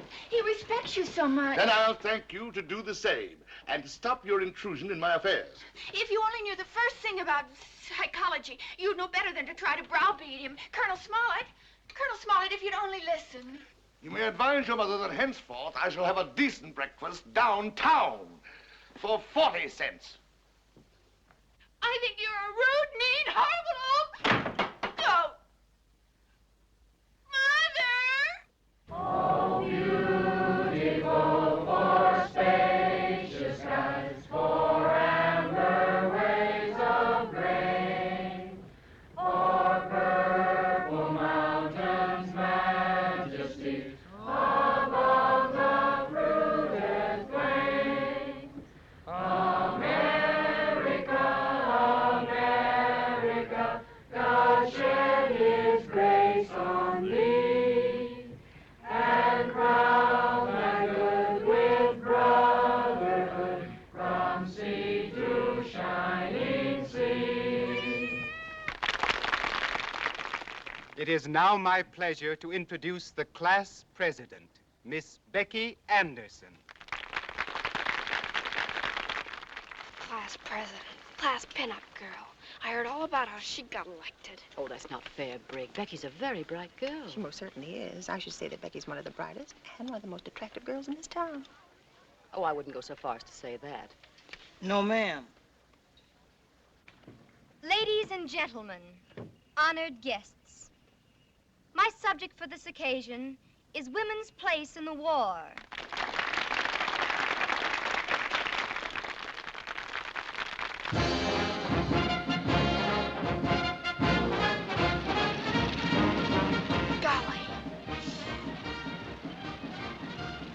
Pop! Oh, I see him! Where? There he is. There's Pop. Oh, I don't see him. He was in a Jeep. Oh, you imagined it. No, honestly. Yes, Mother, really, it was Pop. Oh, why did I have to fall asleep after staying awake all through that double feature? I know what we can do, Mother. Let's wait and see it again. Quiet. Be quiet yourself. I beg your pardon. Mr. Mahoney. Oh, good evening, Miss Hilton. Sit down. I'm sorry. How are you, Mr. Mahoney? Oh, I'm fine, thank you. Hello, girls. Good evening, Mr. Mahoney.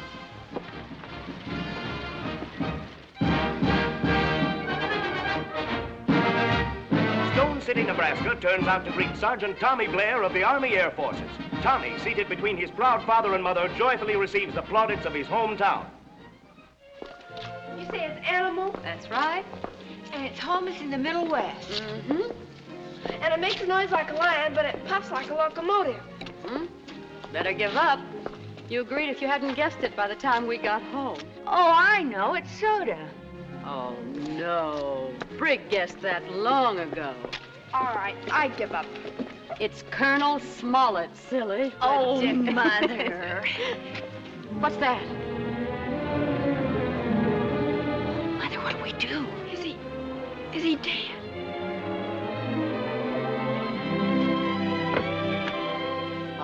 It's Bill. Goodness. Bill Smollett, what were you doing there? Well, the poor boy was just guarding the house, weren't you, Bill? I guess I just dozed off. You scared us all half to death. Oh, gee, I'm sorry. Won't you come in for a moment? But mind you, just for a moment. Jane has to get to bed.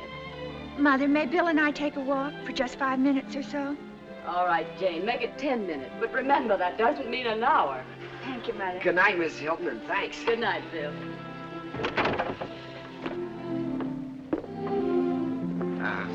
Gee, I'm sure sorry I missed your graduation, Jane. It's not your fault you couldn't get off. Well, I would have if I could have. I know you would have.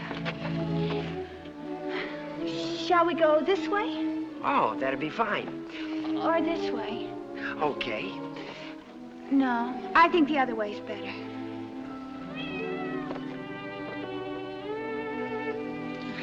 How are things out at the field? Oh, they're fine, thank you. How's everything with you? Oh, just fine.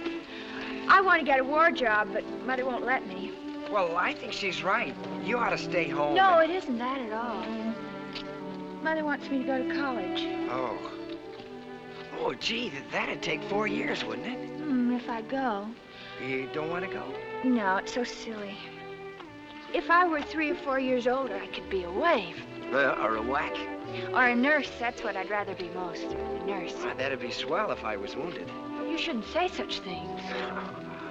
I won't be wounded. I'll be killed. Bill.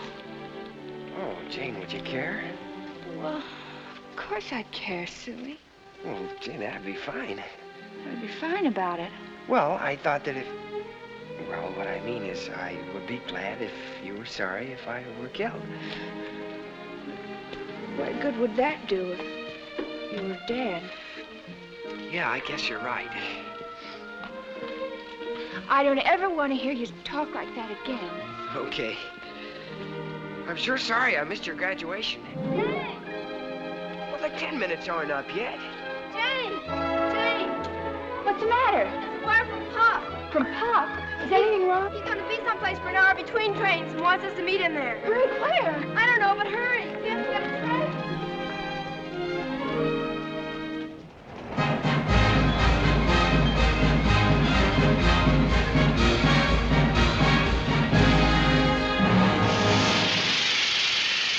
Show your tickets, please.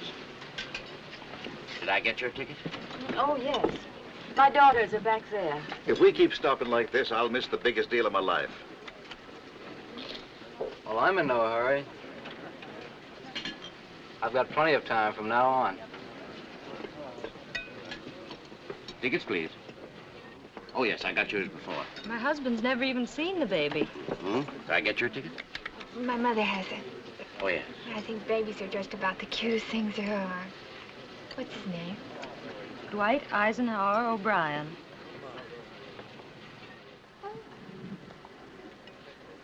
And after the Germans came... Ticket, please.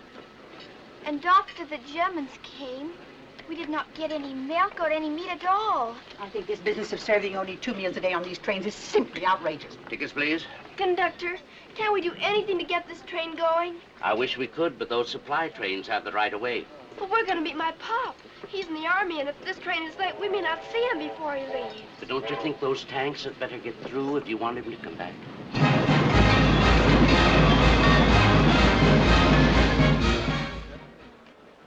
Captain Hilton! Captain Timothy Hilton! Captain Hilton! Well, he said the lobby. Sorry, ma'am. He didn't answer the page. Well, I can't imagine. Oh, here. What do we do? We're so late. Thank you. Thank you, ma'am. I'm sorry, there's nothing available until October. I beg your pardon. Are you sure there's no message from Mrs. Hilton? I'm quite sure, but I'll look again if you'd like me to. Maybe he hasn't gotten here yet. Well, but Pop's always so dependable. Well, it wouldn't be his fault, silly. Are you sure you have the right hotel? Oh, yes, definitely. Oh, yes, here it is. Mrs. Timothy Hilton. Thank you. Oh, I'm sorry. We're all filled up. I can't help it if he is with the OPA. We've missed him. Oh, Mother. I know you'll understand how heartbroken I am that my orders wouldn't permit me to wait. Kiss the kids for me. Is there something wrong, madam? What? Oh, no. No, thank you. The only address I can give you is APO number 805, care of Postmaster, San Francisco. Army Post Office. But, Mother, that means we won't be seeing him before. Oh, Mother! No. Sorry. No reservations until October.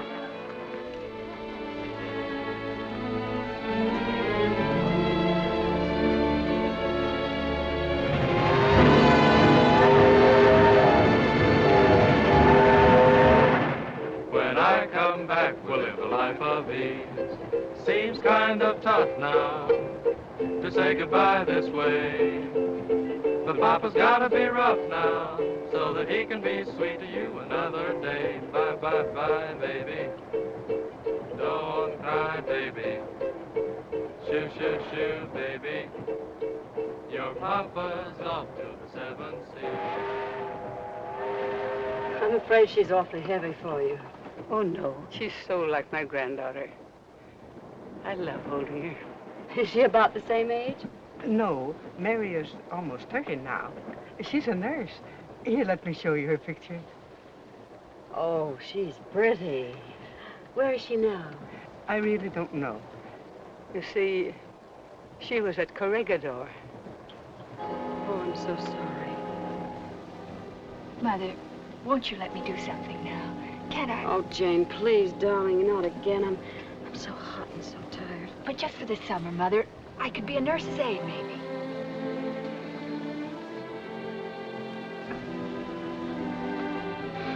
All right, Jane. Oh, gee, Mother, that's swell. But remember now, just for the summer. I embrace the code of a nurse's aide. I will do everything in my power to bring comfort to the ailing and the wounded, of whatever color, race, or creed. I will accept no compensation and seek no reward.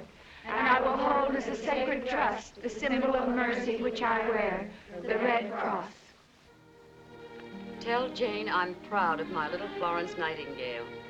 And she must hold the thought that next summer, or the summer after that, we'll be boating again on the lake.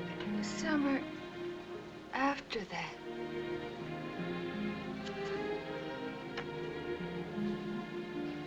And tell Brig that her candy is all the sweeter because she made it. But I'm worried about your ration points. You mustn't waste them on me. Waste them on Pop. He's thinking of us, darling. We get everything we could possibly want. And don't tell Fidelia, but the grub is wonderful. I'm gaining £1 pound a week. And if it doesn't stop soon, they'll have to make me a general just for appearance's sake. That's all for tonight, except... Except for what, Mother? The rest is to me. Mother, I want to hear it.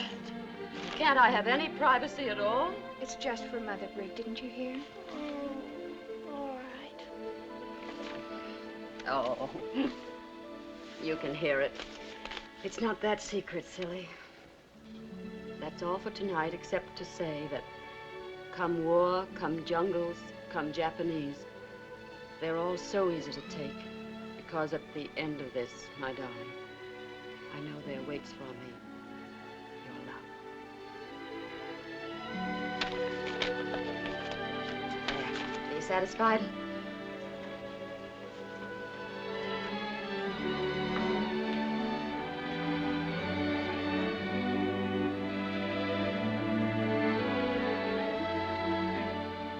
I'll go to my room, Mother. Oh, I thought we were all going to try out those new hairdos from Vogue tonight. Would you mind if we didn't?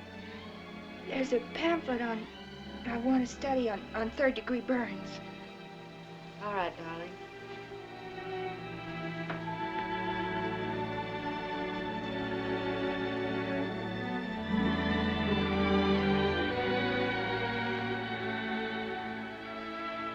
We can try them, Brig. I think it's high time something was done about your hair anyway. If you want to, Mother. Provided you'll let me... Now, don't start making deals with me. Well, I mean, how old do you think I could look if my hair was up? Well, let's see. I should say just about the same age. Oh, but nicer, maybe. Why? Oh, Mother, it's just terrible. My not doing anything about the war at all. It seems to me you've rolled bandages, you've collected salvage, and you yourself told me you've sold more war stamps than any other girl in your class. Not that that's any surprise to me. Oh, but that's all kid stuff. It's no such thing. I know it's important, but... Oh, Mother, I miss Pop. Something awful. I know, honey. So do I.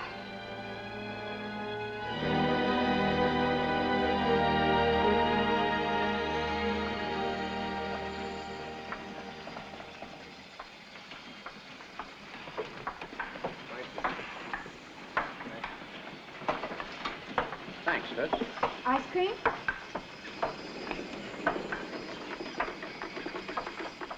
Ice cream again? Sure wish I had some watermelon. Now, you men watch Joe carefully. All it is learning how to walk again.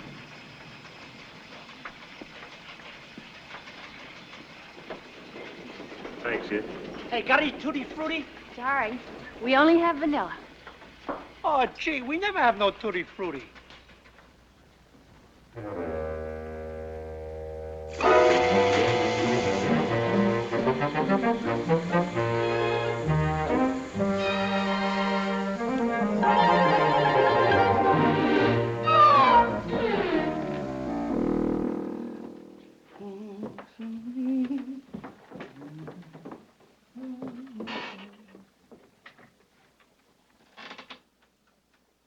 Wake up, Miss Hilton. Wake up. What is it? It's most time for dinner. Wake up. Oh, Fidelia. Where's Mr. Hilton? Mr. Hilton? Oh. Oh, I guess I must have been dreaming. You sure was sleeping hard. Aren't you home kind of early? Yes, I'm a little. I got a new union rule for myself. 6 o'clock quitting, unless I likes people. Is that for me? Oh, yes, I almost forgot. That's why I woke. What's the matter, Miss Hilton?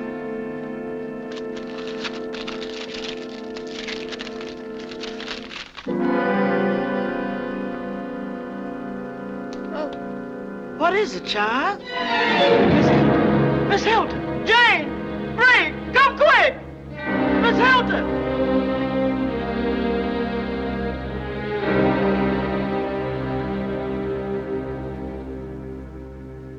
I pray the Lord my soul to take. And God bless Pop and Mother and Jane and Fidelia and Uncle Tony and Soda. And please, God, make Pop safe. Oh, I know he is safe. You wouldn't let anything happen to him. But please, make him safe anyway. Amen. Make Pop safe. Jane, are you awake? Yes, Britt. Do you mind if I get into bed with you? No, I don't mind.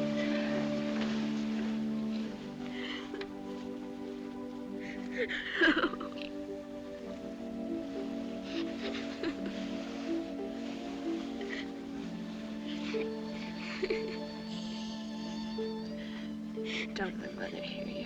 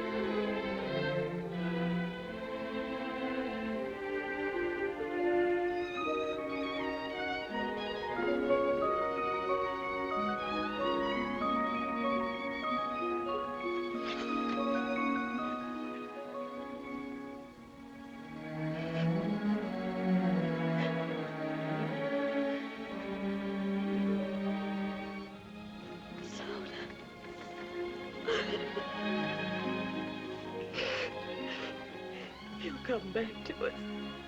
He'll come back.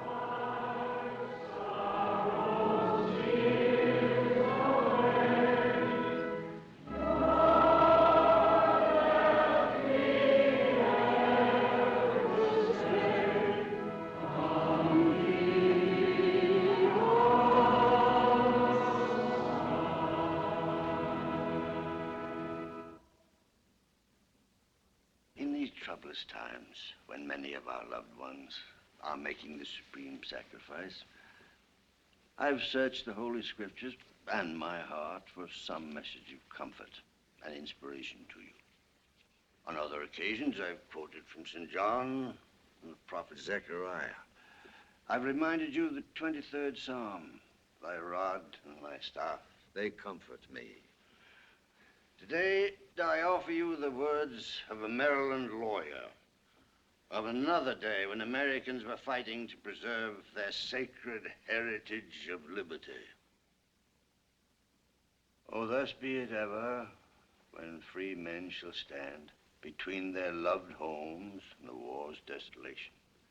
Blessed with victory and peace, may the heaven-rescued land praise the power that hath made and preserved this nation. Then conquer we must, when our cause it is just, and this be our motto. In God is our trust. Now, those words have become the last stanza of our national anthem.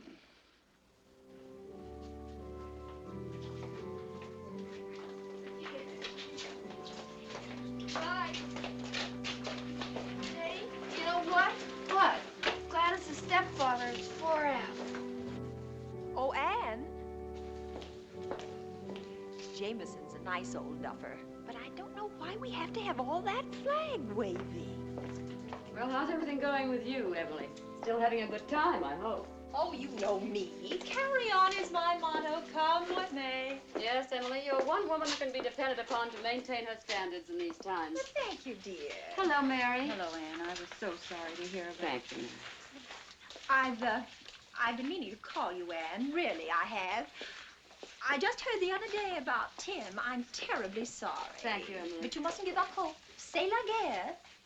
By the way, that's a very cute frock you're wearing. I remember admiring it last year. No, the year before last. Really? Oh, but then, of course, you never were much interested in clothes. Well, I must run along now. Goodbye, girls. Goodbye, Mrs. Hawkins. I don't like the way Jane's looking. Oh, and dear, if you run into difficulties about your food, I have a cold storage pantry all to myself, just filled with goodies. Thank you, Emily. We do beautifully on our points. Well, if everybody had my foresight, there just wouldn't be any shortages the way I look at it. Well, goodbye, dear. Give me a ring sometime. And, oh, I am so sorry about Tim, but he may turn up yet, you know. Yes, you never can tell. Goodbye, Emily. What are we going to do this afternoon? Can I say anything? Mother, could we go to the movies? How do you feel about it, Jane? That child, can't she do anything but hiss? I'll go see what she wants. There's a wonderful concert today in the park. The last of the season. Or does the idea of listening to music bore the two of you? Well, the fact of the matter is... Well, yeah, I think a concert sounds like a good idea. Don't you think so, Jane? Well, I don't know, Bill. If you feel like some music.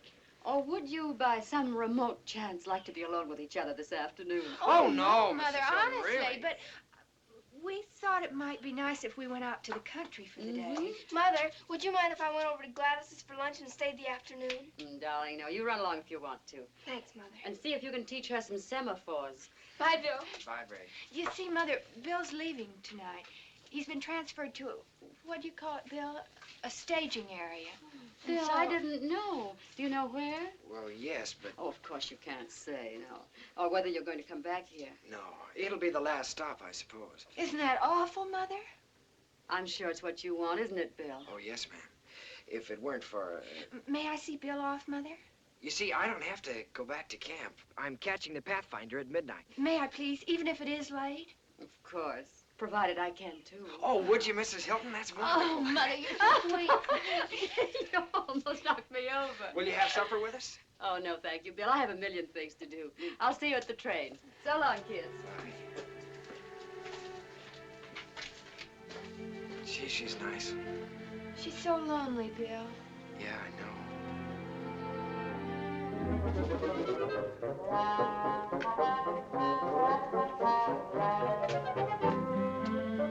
Having difficulties, Colonel? Hello, Mrs. Hilton.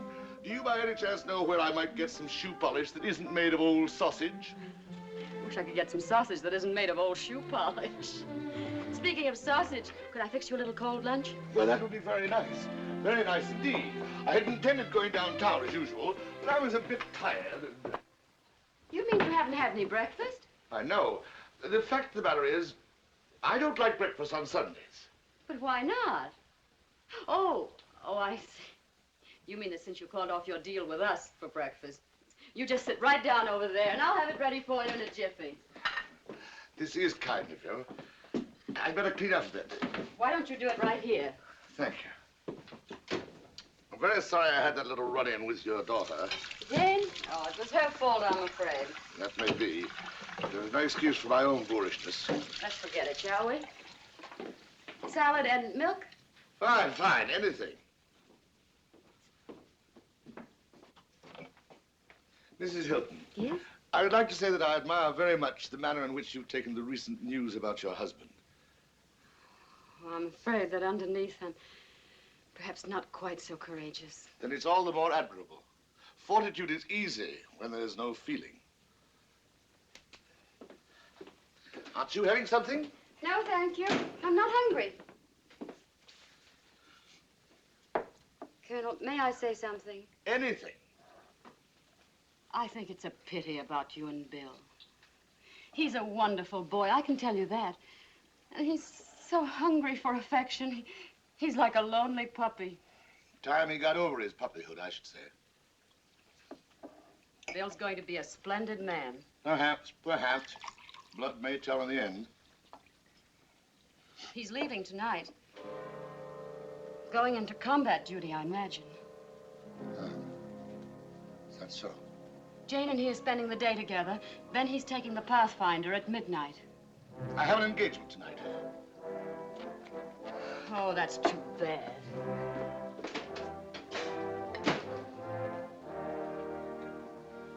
Your grandson's going off to war. But I don't suppose that's of any importance to you. If you'll excuse me. Mrs. Hilton. Yes? I don't want you to think that I'm any more ruthless and hard-hearted than is the case. I do have an engagement, an important one, with a British Army mission that's only here for the day. Here's the wire from them. There's nothing I can do. Oh, I'm terribly sorry. I'm sorry for Bill and for you. Perhaps I can finish in time. In which case... You'll be at the station? I'll try. I'll try my best. But if I can't, would you wish the boy luck for me? Of course I will. Oh, it'll mean a great deal to him, I know. And thank you very much for the lunch. Will you give us another chance at breakfast? On the house? Well, of course I will. Delighted, I'm sure. Good afternoon, Colonel. Wonderful woman. Wonderful woman.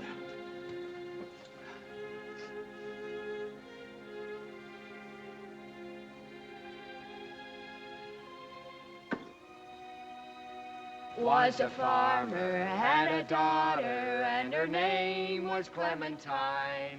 Like she was and like a fairy, and her shoes were number 9.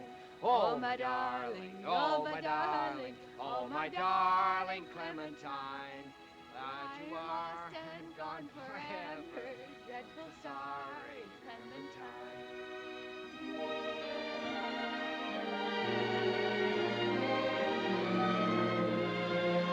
I was just thinking how much fun it would be to stay out here always. Just like this. Just the two of us. Oh, Bill, if we only could.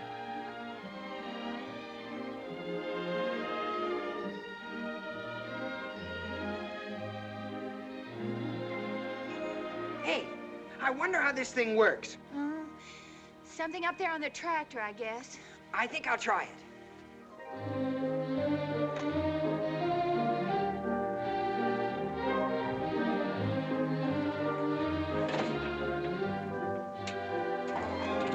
Hey, this looks like a cinch. Sit tight and I'll give you a ride. Oh, Bill, be careful.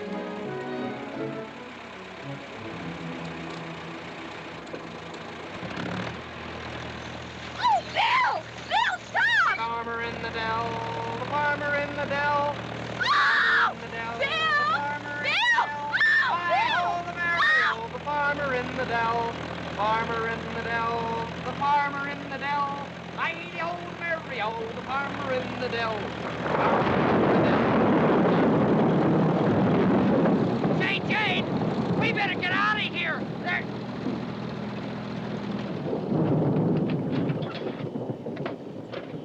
Jane! Jane! Where are you? Jane! I'm right here, you darn fool. Oh, Jane, I'm sorry. What happened?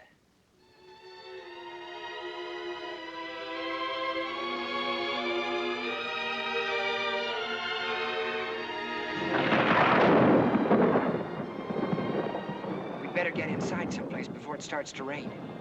Come on, Jane.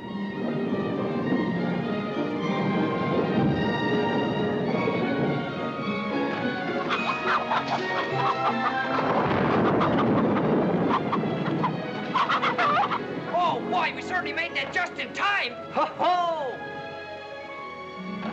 How'll we get home if this keeps up? Must be almost 7 o'clock. Well, what do you know? You guessed it. It's just exactly 18 minutes to 7. Only 5 hours more.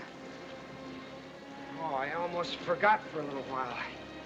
I didn't forget. Not for a minute. I thought about it all day long.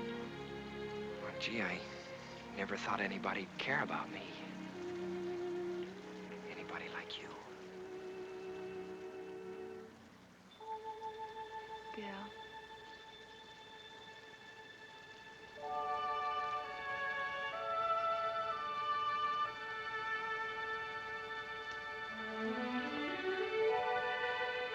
Oh, Jane, I don't want to leave you. Won't be for long, darling. Might be for months or years, maybe. Doesn't matter.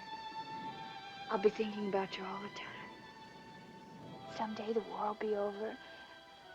Then we can be...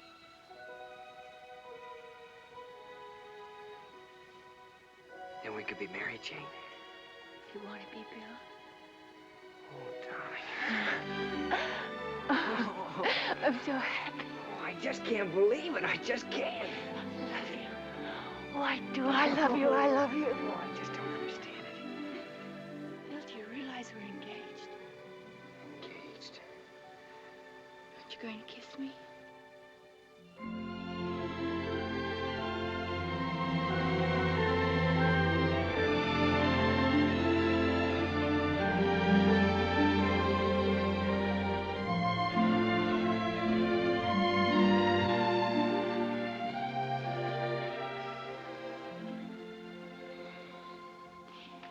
There's just one thing I want more than anything else in the world.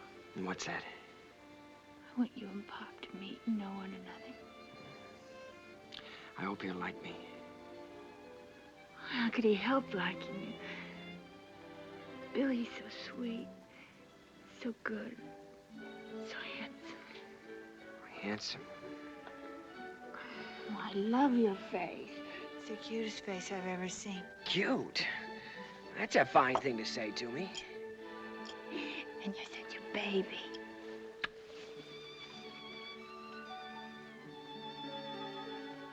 Look, the rain stopped. Oh, isn't that too bad? Yes. Oh, it's awful, but we better get started back. We've got to make that train now. Yeah, I guess you're right. Gee, I hope you didn't catch the flu out here in the storm. Now, don't you start worrying about me or I'll break our engagement. Oh, you have the prettiest hair. I'll bet no other nurse's aide has hair like that. Lots of them have. Prettier, too. Well, they don't have as pretty eyes then. Prettier. Well, noses then. Lots prettier. I don't believe it. Well, I'll tell you one thing they don't have. What? They don't have anybody as precious as you to take them out to the country. Come on, let's go. Precious. Cute.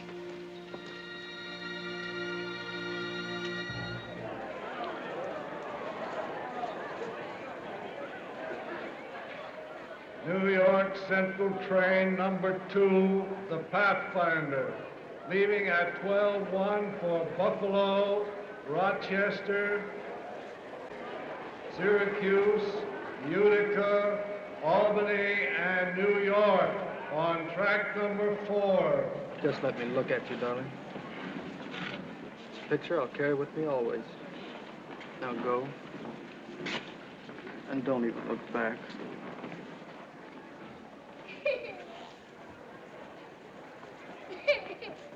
Look at the nice apple Daddy got you. But I don't want you to go away. So it is late. Let me come up for 10 minutes. I'm sorry, Mom. I've only got 5 minutes. My furlough was canceled. I swear I can't tell any difference between it and butter. Hello. My mommy's a sergeant. No fooling. Sollst nicht vergessen zu schreiben, mehr offen, und sollst nicht vergessen, saufen die Dinge so. I won't forget, Bobby. What's a good excuse for being AWOL? Agnes, look, on that dame. Nylon. Now go, honey. And don't even look back.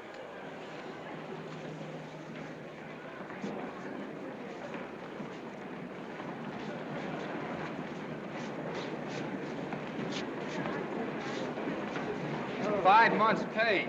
Give me some war bonds. Plenty of them. Jane. What, Bill? Nothing, just Jane. Silly.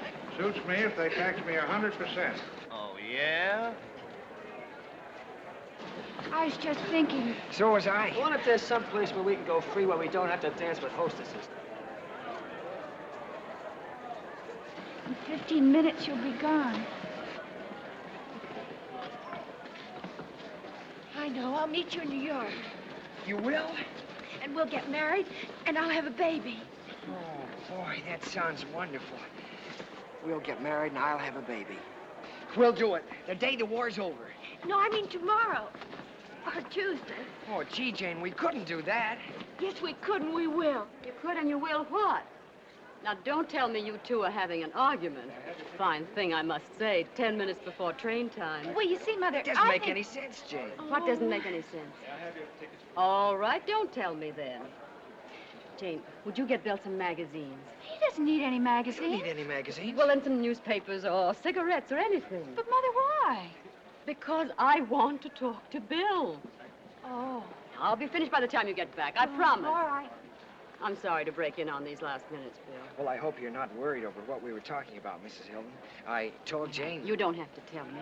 I wanted to talk to you about your grandfather. Oh, him. The Colonel was very upset about your leaving. I could tell. How did he know I was leaving? Did you tell him? Oh, yes. I hope you don't mind. Oh, it doesn't make any difference. Not to him, it doesn't. Your grandfather loves you very deeply. Well, then why wasn't he down here to see me off? I think he'll still make it. He said he was going to try, and I believe him. Well... He said if he didn't, to wish you luck. He did? Isn't there something you want me to say to him? Well, maybe you could tell him that, well, tell him that I'm a Smollett, all right, and before this thing is over, I'll make him proud of me yet. Gee, that's a grandstand speech for you. No, it isn't. It's the very nicest gift you could give him. Bill, when you come back, we'll be waiting for you, all of us, the whole family. Oh, thanks, Mrs. Hilton. Gee, I hope Jane doesn't bring me back any mystery magazines. I can't follow them. Oh, here she is. Have you finished now, Mother? I tried to get you some mystery magazines, but they're all sold out. Oh, thanks. You see how lucky you are? What do you mean? Never mind. Goodbye, Bill. Where are you going, Mother? I'll wait for you at the soda fountain. You two finish your argument, whatever it was. Oh, we weren't arguing, Mrs. Hilton. Oh, no, well, you were giving a pretty good imitation of it. So long. Goodbye, Mrs. Hilton. Oh, Mrs. Hilton! I know everything's gonna be all right about Mr. Hilton. Gate number 2 now open for the Pathfinder, leaving at 12:01 a.m.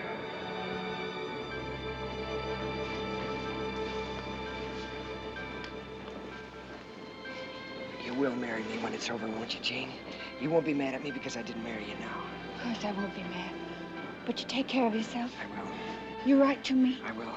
You do understand, don't you? I think so. You know, it's because I wouldn't want you to be...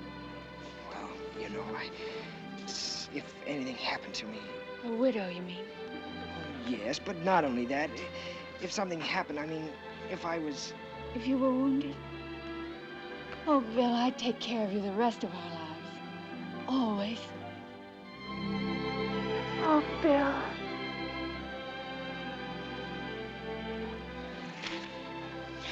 Gee, we're being silly. Maybe I'll be sent to Bermuda or someplace. I don't think so. Why, Jane? Because you're going to really show them. And you know where we'll go when we're married? Where? Right up to West Point, that's where. And you'll show them your medals. What? Better get on.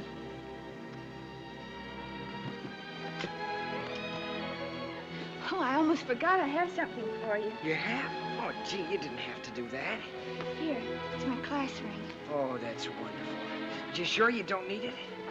I don't know what's more important than its being our engagement ring. Isn't it awful that I didn't get you a ring? But I'll send you one. It doesn't fit very well. Maybe I should have gotten you something else. Oh, no, I'd rather have this than anything. Well, get on, son. We're about to pull out.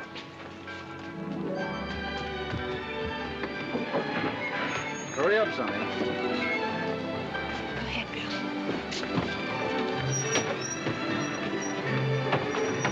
Jane!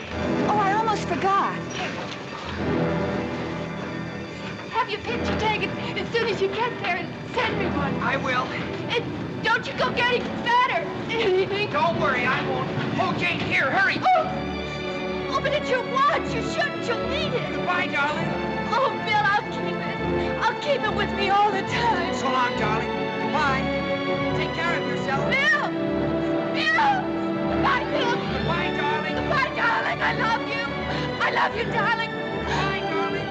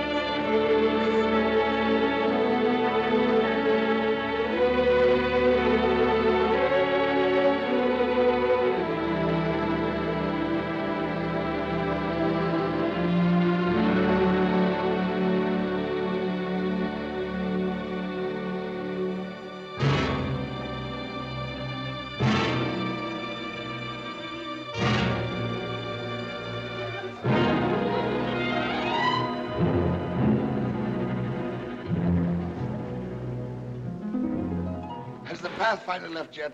Yes, sir. Right on time.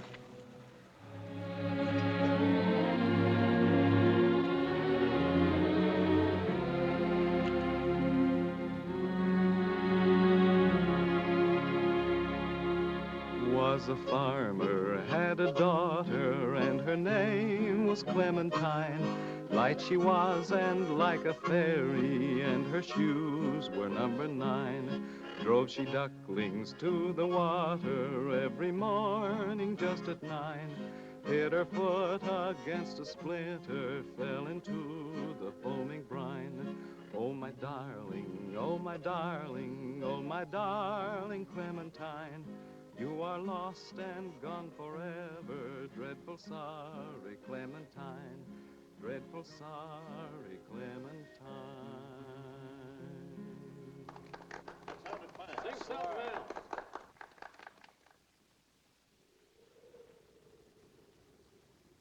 Hello, Brig.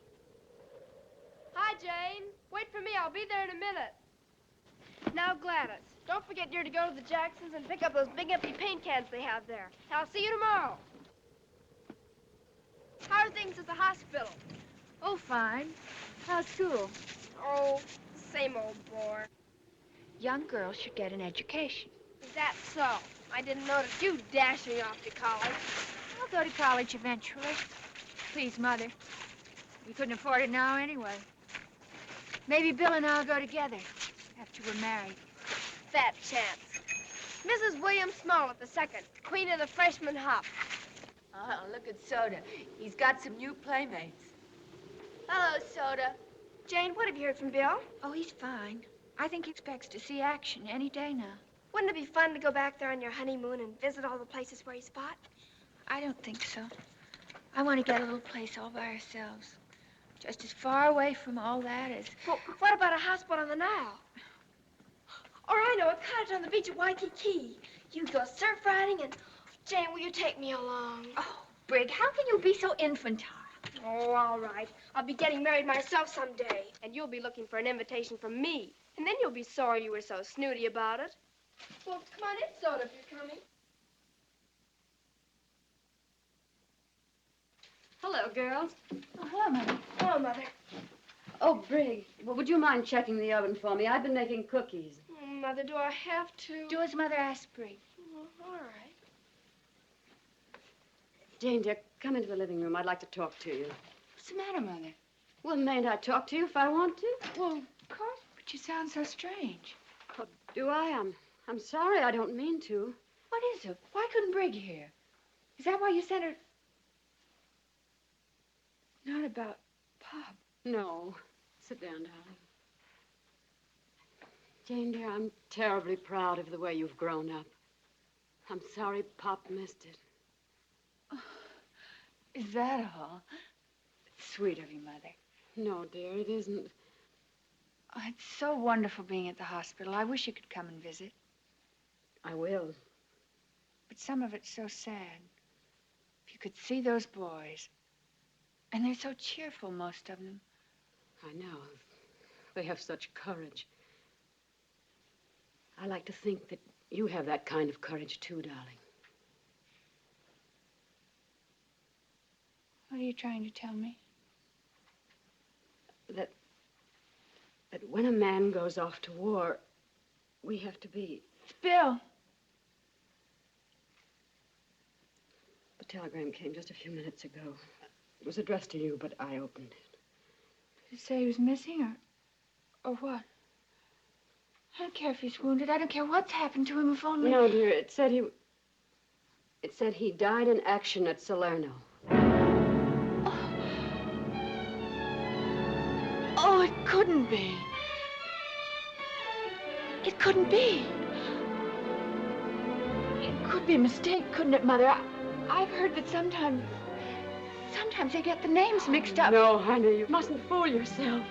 That would be the worst thing of all. You've got to face it, as hard and cruel as it is. Yes, I know. I've known it all along.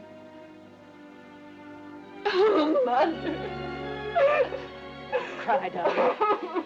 Cry your heart out.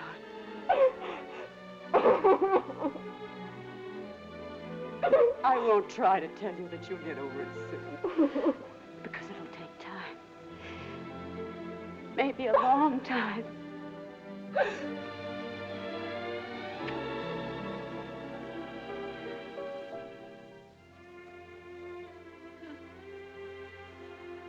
No, I won't cry. A wonderful boy loved you, Jane. That doesn't happen to everybody. But I had him, oh, such a little while.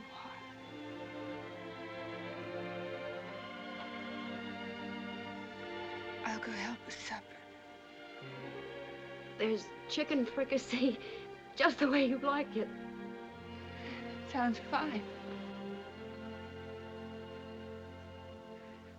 Isn't it funny? We were just talking. Brig was just saying about our honeymoon. Oh, my baby. My poor, poor baby. He struggled so hard to be a soldier because I insisted on it. I, in my infinite wisdom. He would have been a soldier anyway as things turned out. Yes, but all he learned from me was the glory, the decorations, the parade. Bill had character and courage. I know you gave him those. I hope so. He loved you. Mrs. Hilton, I'm not a child. He hated me. To whom did that telegram come? Why, he didn't even list me as next of kin. The telegram came to Jane because they were to be married. Oh, I didn't know, of course. I should have told you before. Colonel, if only you could believe that he loved you. Don't you remember the message he sent to you? That he was a Smollett, all right. And before the war was over, you'd be proud of him. He did say that, didn't he? Yes, I am proud of him. My only grandchild had to die before I... Come in.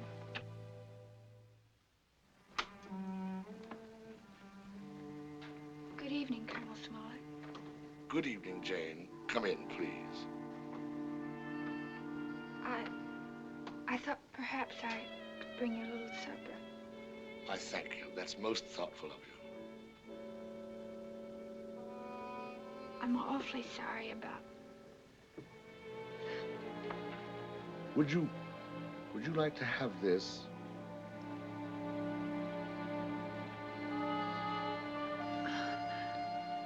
I think he'd rather you. Jane, I'm awfully glad we're friends. So am I. I'll get you supper now, if you'll excuse me. Colonel, won't you have supper with us? I should love to. I'll come right down, dear. All right, Mother.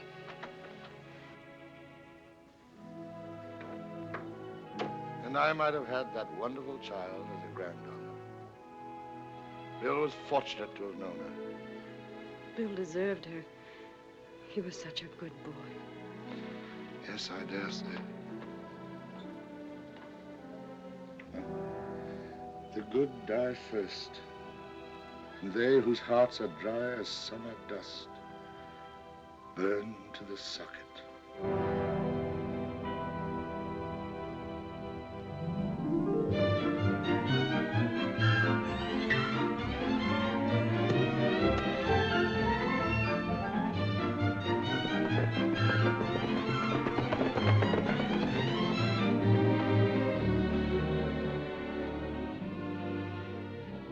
Shall we stop a moment and rest in the shade, Mr. Williams? I can't imagine anything more pleasant than being out here, can you? Or do you miss the water? I love to sail myself, so I can understand it if you do. I hate it. I never want to see the ocean again. Would it help you to talk about it? I hate the ocean. Of course you do, I understand. It's almost time for your lunch. Dr. Golden will be awfully angry with me if you're late. He's taken a great interest in you, you know.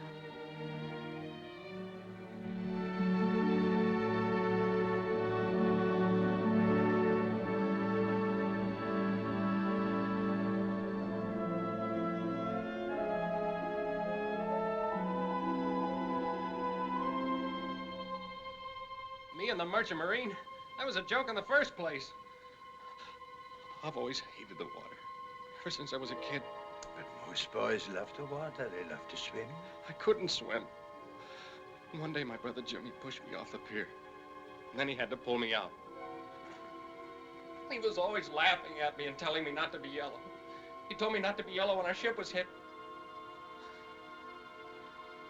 That was the last time I ever saw him.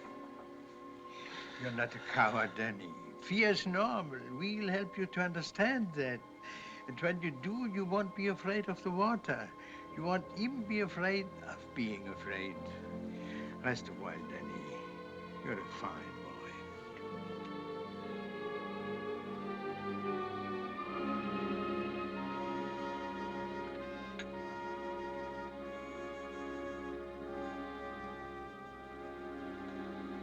I'm sorry to have interrupted you, Dr. Golden, but I was instructed to get the patient to bed. It's all right. He's had quite enough for one day.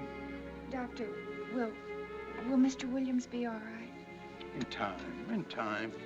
These fine young men, they must have another chance at life. And we must work to give it to them. His burns seem almost healed. Yes, his burns, but the more serious injury, that, I'm afraid, will take more time. The injury to his mind? Is that what you mean? No, not to his mind. To his confidence in himself and in others. Yes, we must rebuild Danny Williams' life all the way back and all the way forward. Hasn't there ever been anyone close to you, Miss Hilton, for whom you would like to have done that? Yes. There was someone. Ah, there was. We must not live in the past, my child. There's a whole wide, broken world to mend. Now, come, I must have another patient. How would you like to do a tired old man a favor? Oh, anything, Doctor. Then smile for me. Let me see that young people still can smile as they used to long ago. Huh? Yes. Just as I remember. my child.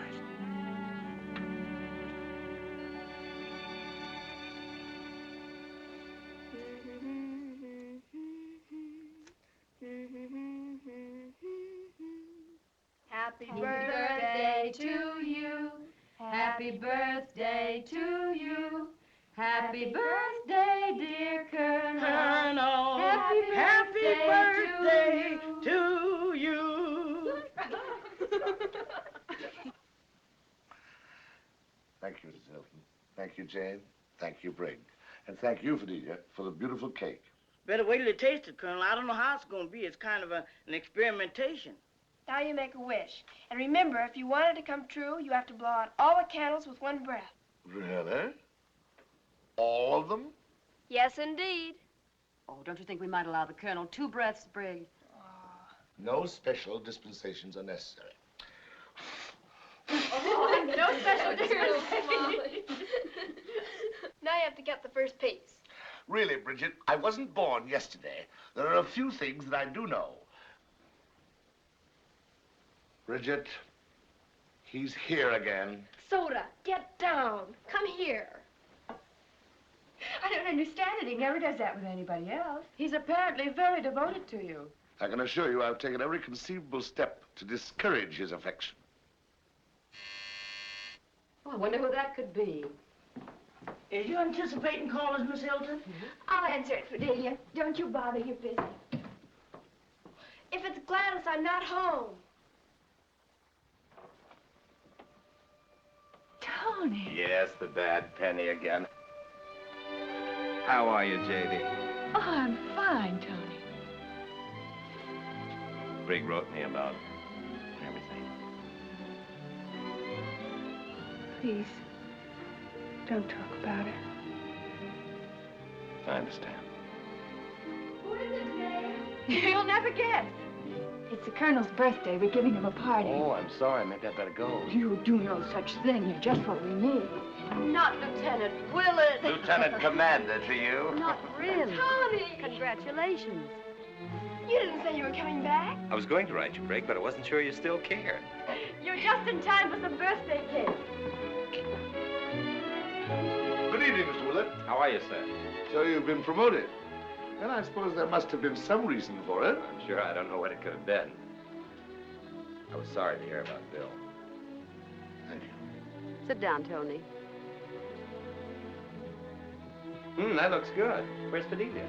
Here he is, Lieutenant Willett. Fidelia, this makes it official. Yeah, give me that. I sure is glad to see you back. Should I move the rooms around like before, Miss Hilton? Oh, my goodness. Don't worry, I've got a room downtown this time. Never heard tell of such a thing. Now. Oh, I almost forgot. I have something for you, Jane. For me? Well, didn't you bring me anything? Oh, Brigg. Isn't anything, really, but when I saw it, I just couldn't resist getting it for Jane. Oh! Oh! Where on earth did you get it, Tony? You won't believe it, but it was practically the only thing left in a little shop in Salerno.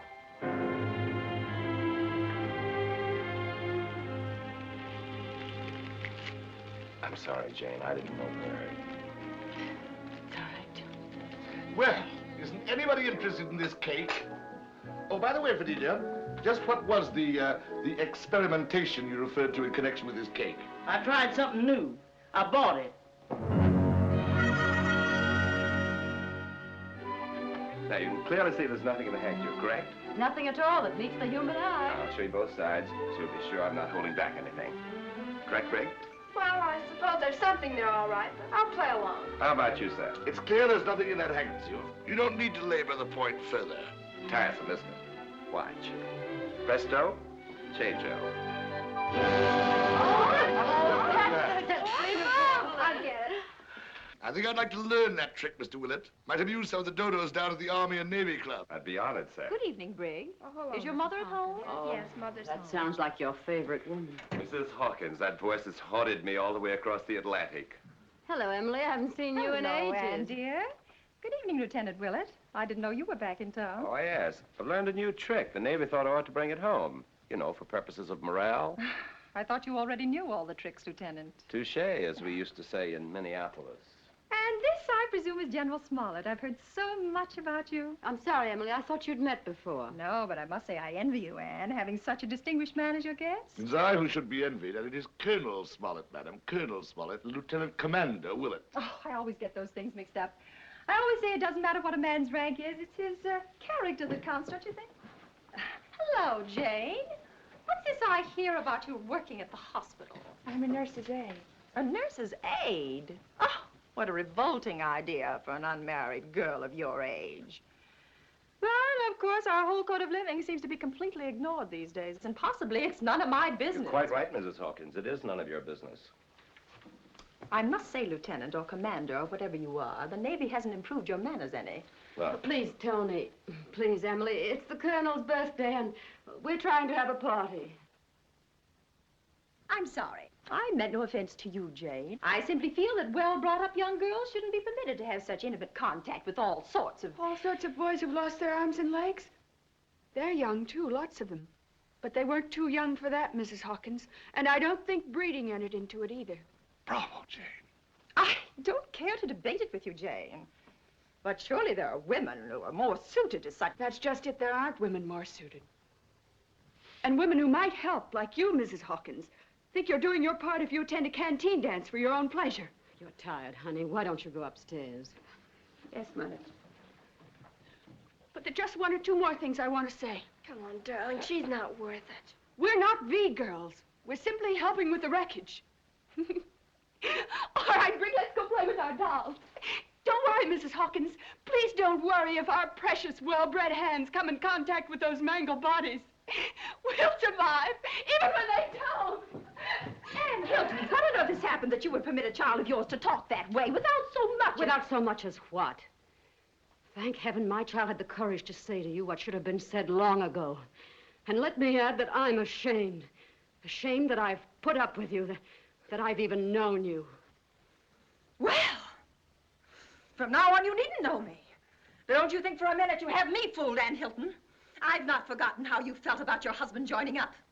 And may I ask, just what other noble sacrifices you've made to give you the privilege of being so self-righteous? I'm afraid that's just it, Emily.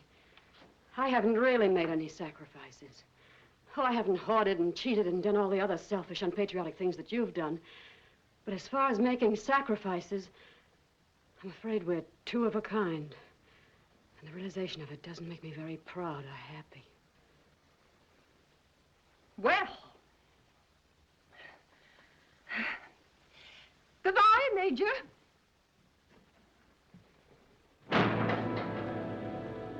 I think we've seen the last of Mrs. H for a while, but you never know. She dies hard. When I think of the good men they waste on kitchen police.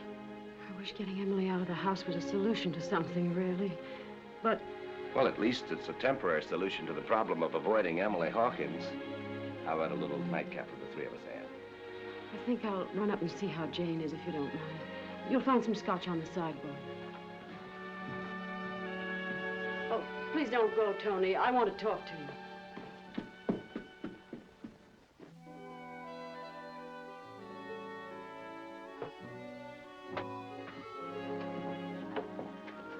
Say when, Colonel? When we're fine.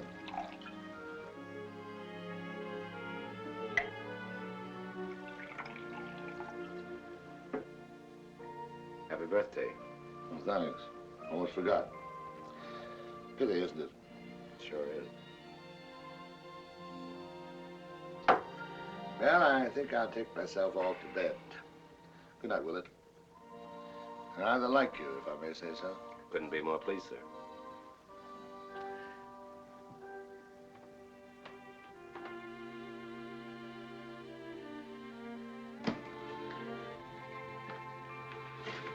You'll ruin your big toe. Yeah, wouldn't that be awful? I'd never be able to place kick again, poor old Rutgers. Well, Tony, you didn't expect to find another front here at home, did you? But our side won victory over gas power. How's Jane? Oh, she's fine. Her thinking is as clear as a bell. How am I, why don't you ask? Trying to figure out what sacrifices you can make, is that it? Don't, Tony. I'm sorry, but after all you've been through, to have to listen to you berate yourself. You wouldn't sit down like a good girl. Let me talk for a minute, would you? all right. But I won't promise to listen. Look, Ann, what's your guess as to why I joined the Navy? Because you want to do your part, just the way Tim did. Don't kid yourself, I'm no Tim. I joined up because top hat suddenly seemed a little silly, and I wanted to have some fun and excitement. I laughed up my sleeve at all the fellas who were giving out with noble motives, the 4 freedoms, and all the rest of it, but I found out that it all added up to a simple, corny phrase that I couldn't laugh off. Home, sweet home. I know. You do know? Listen, Ann, you're doing a swell job here at home, holding things together. Those daughters of yours, they're pretty wonderful. I know Tim's going to be mighty pleased with them. Though I imagine he'll be a bit surprised to see how Jane grew up boom without so much as a by your leave. Yes, she grew up while Mother knitted. Or worse still, while Mother didn't even knit. And that's the point, Tony. Can't you see it? Boy, I see what you mean now about not listening. I guess I was pretty dull at that. All right, laugh at me. But it's settled in my mind once and for all. I have a husband who went off to fight for this home and for me. That's what you said, didn't you? And I have children. Children who had courage and intelligence while their mother lived in a dream world. Well, believe me, I've come out of it. I buy your home sweet home idea, Tony, but I want to do something about it. Well, say something. Oh, don't tell me the glib Tony Willett's at a loss for words all of a sudden. Well, Annie, me girl, I'm afraid you're right.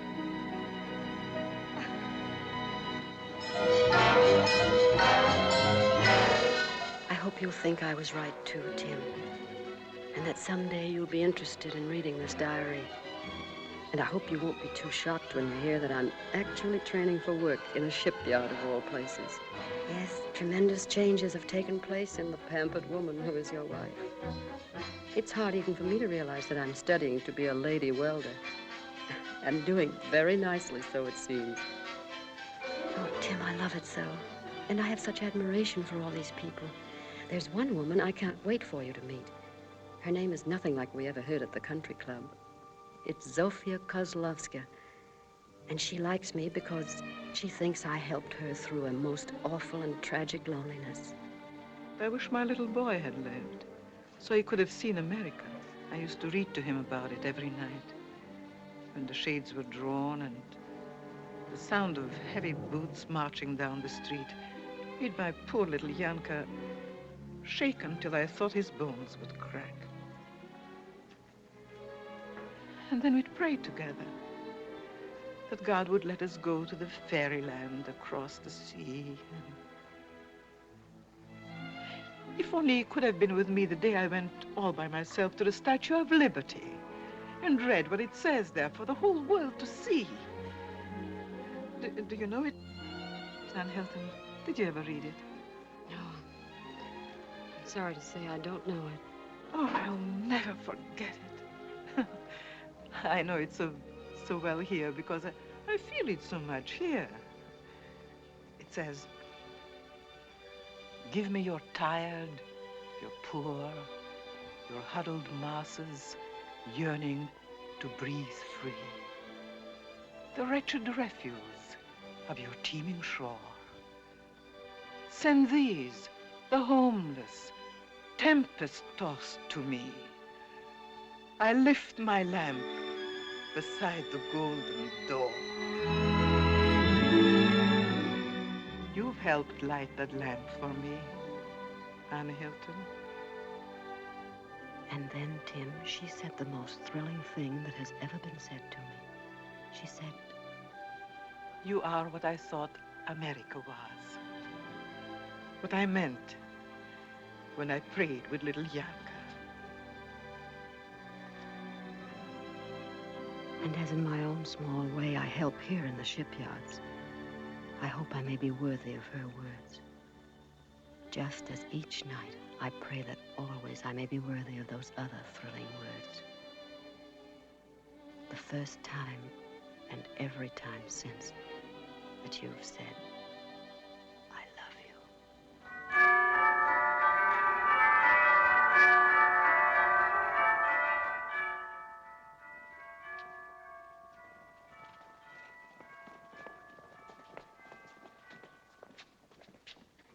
Now remember, don't start until the door opens. When it does, let them have it. What's the matter, Bub? You look a little reluctant. It ain't that I don't trust you, but I'd like to have my money first. You've got a very suspicious nature. All set? Lieutenant Solomon, clear for action. Aye, aye, sir. Silent night, holy night, all is calm, all is bright. Wound yon virgin, mother and child. Jane! Colonel, come on! Somebody's here. They're singing. Come on, Colonel, get a move on. Silent night, peace on earth, goodwill toward men. Colonel, I didn't want to wrap this in a box with fancy ribbon, but I knew you'd like to have it.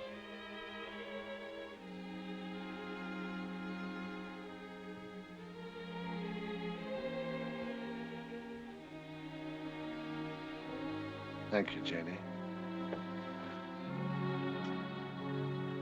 Merry Christmas.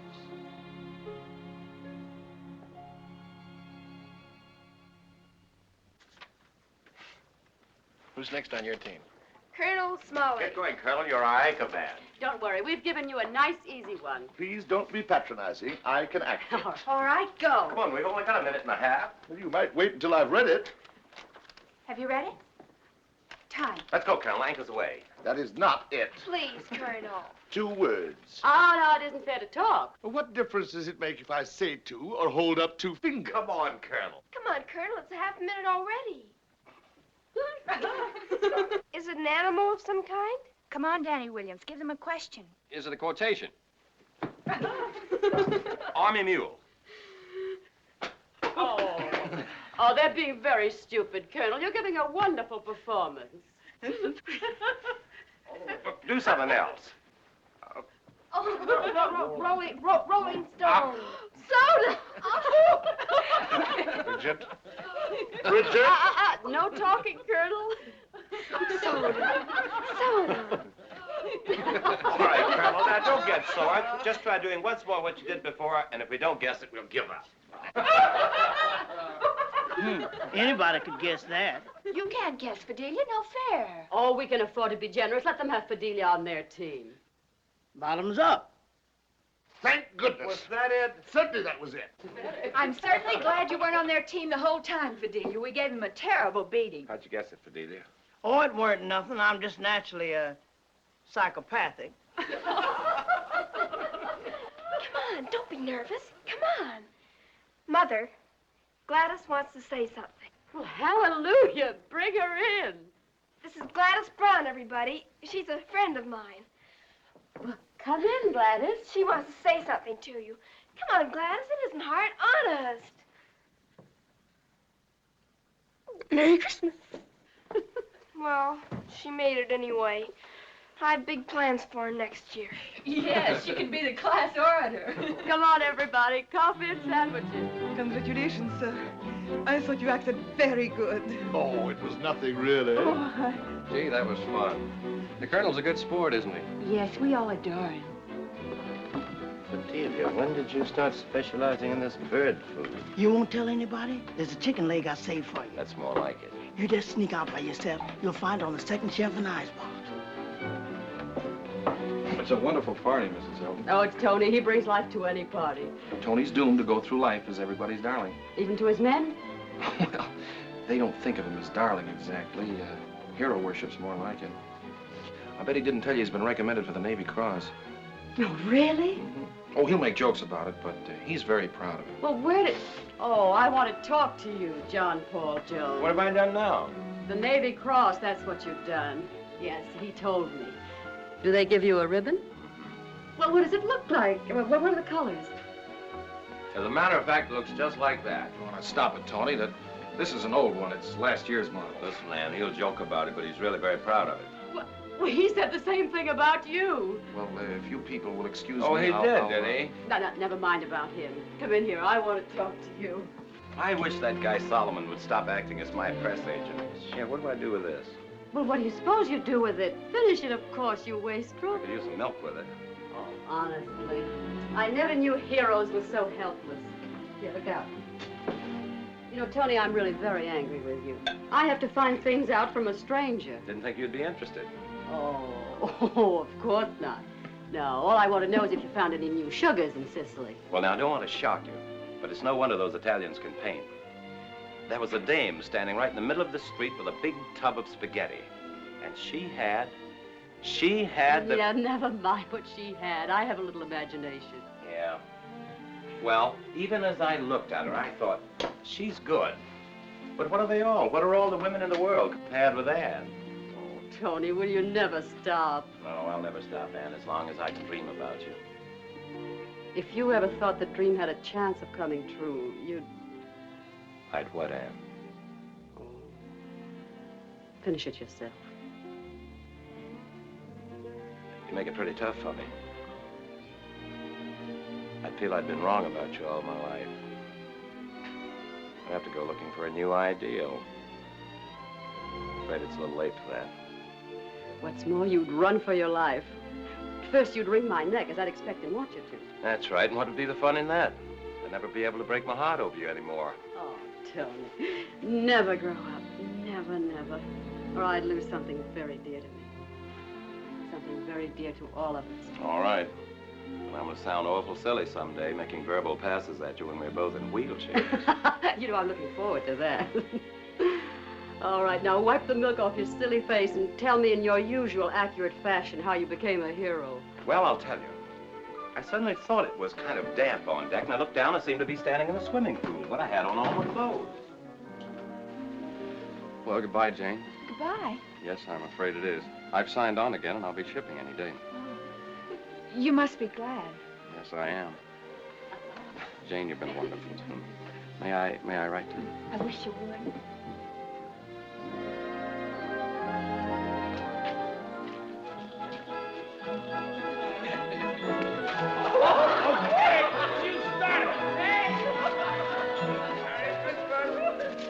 I still contend that if there had been one lone, single, solitary grain of intelligence on our entire team...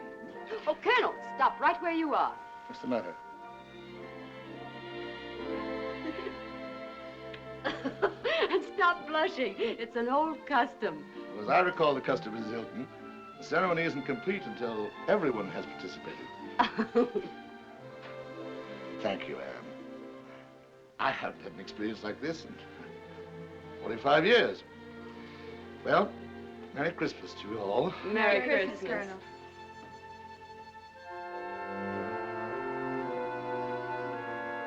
Come on, Soda.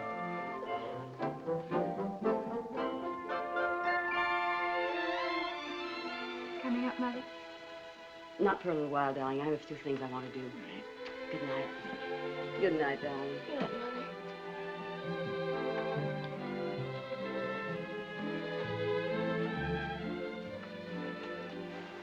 Merry Christmas, Mother. Merry Christmas. Merry Christmas, darling.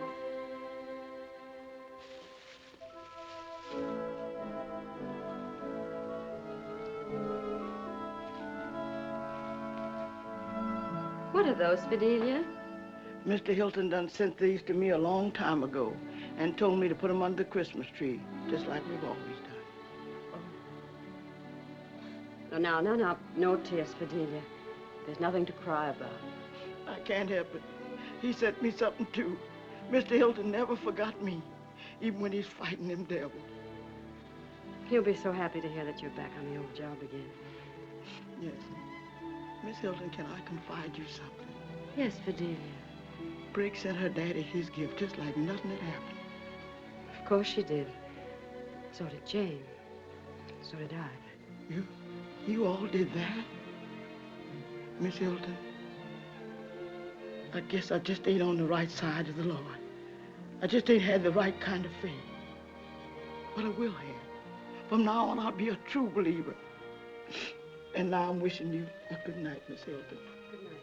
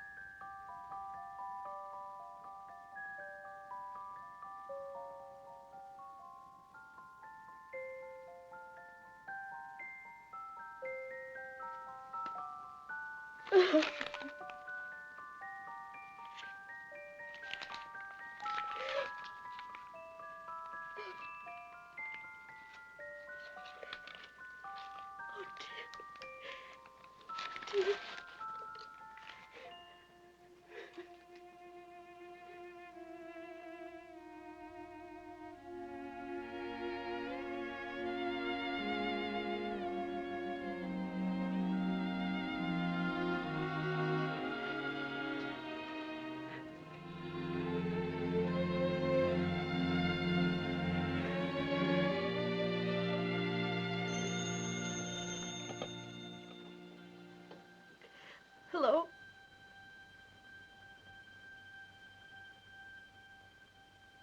Cablegram.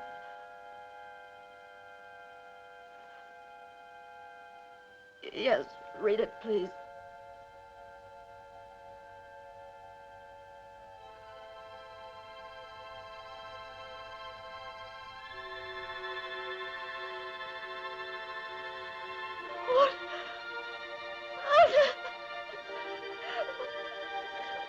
What was that? No, yes. Yes. Oh, yes, mail it to me, please. Yes, mail. Oh, free! Jane! Jane, free! It's the cable! Pop, save! What is it? Pop, save! I just got word he's coming home! He's coming home! You're coming home! Are you serious?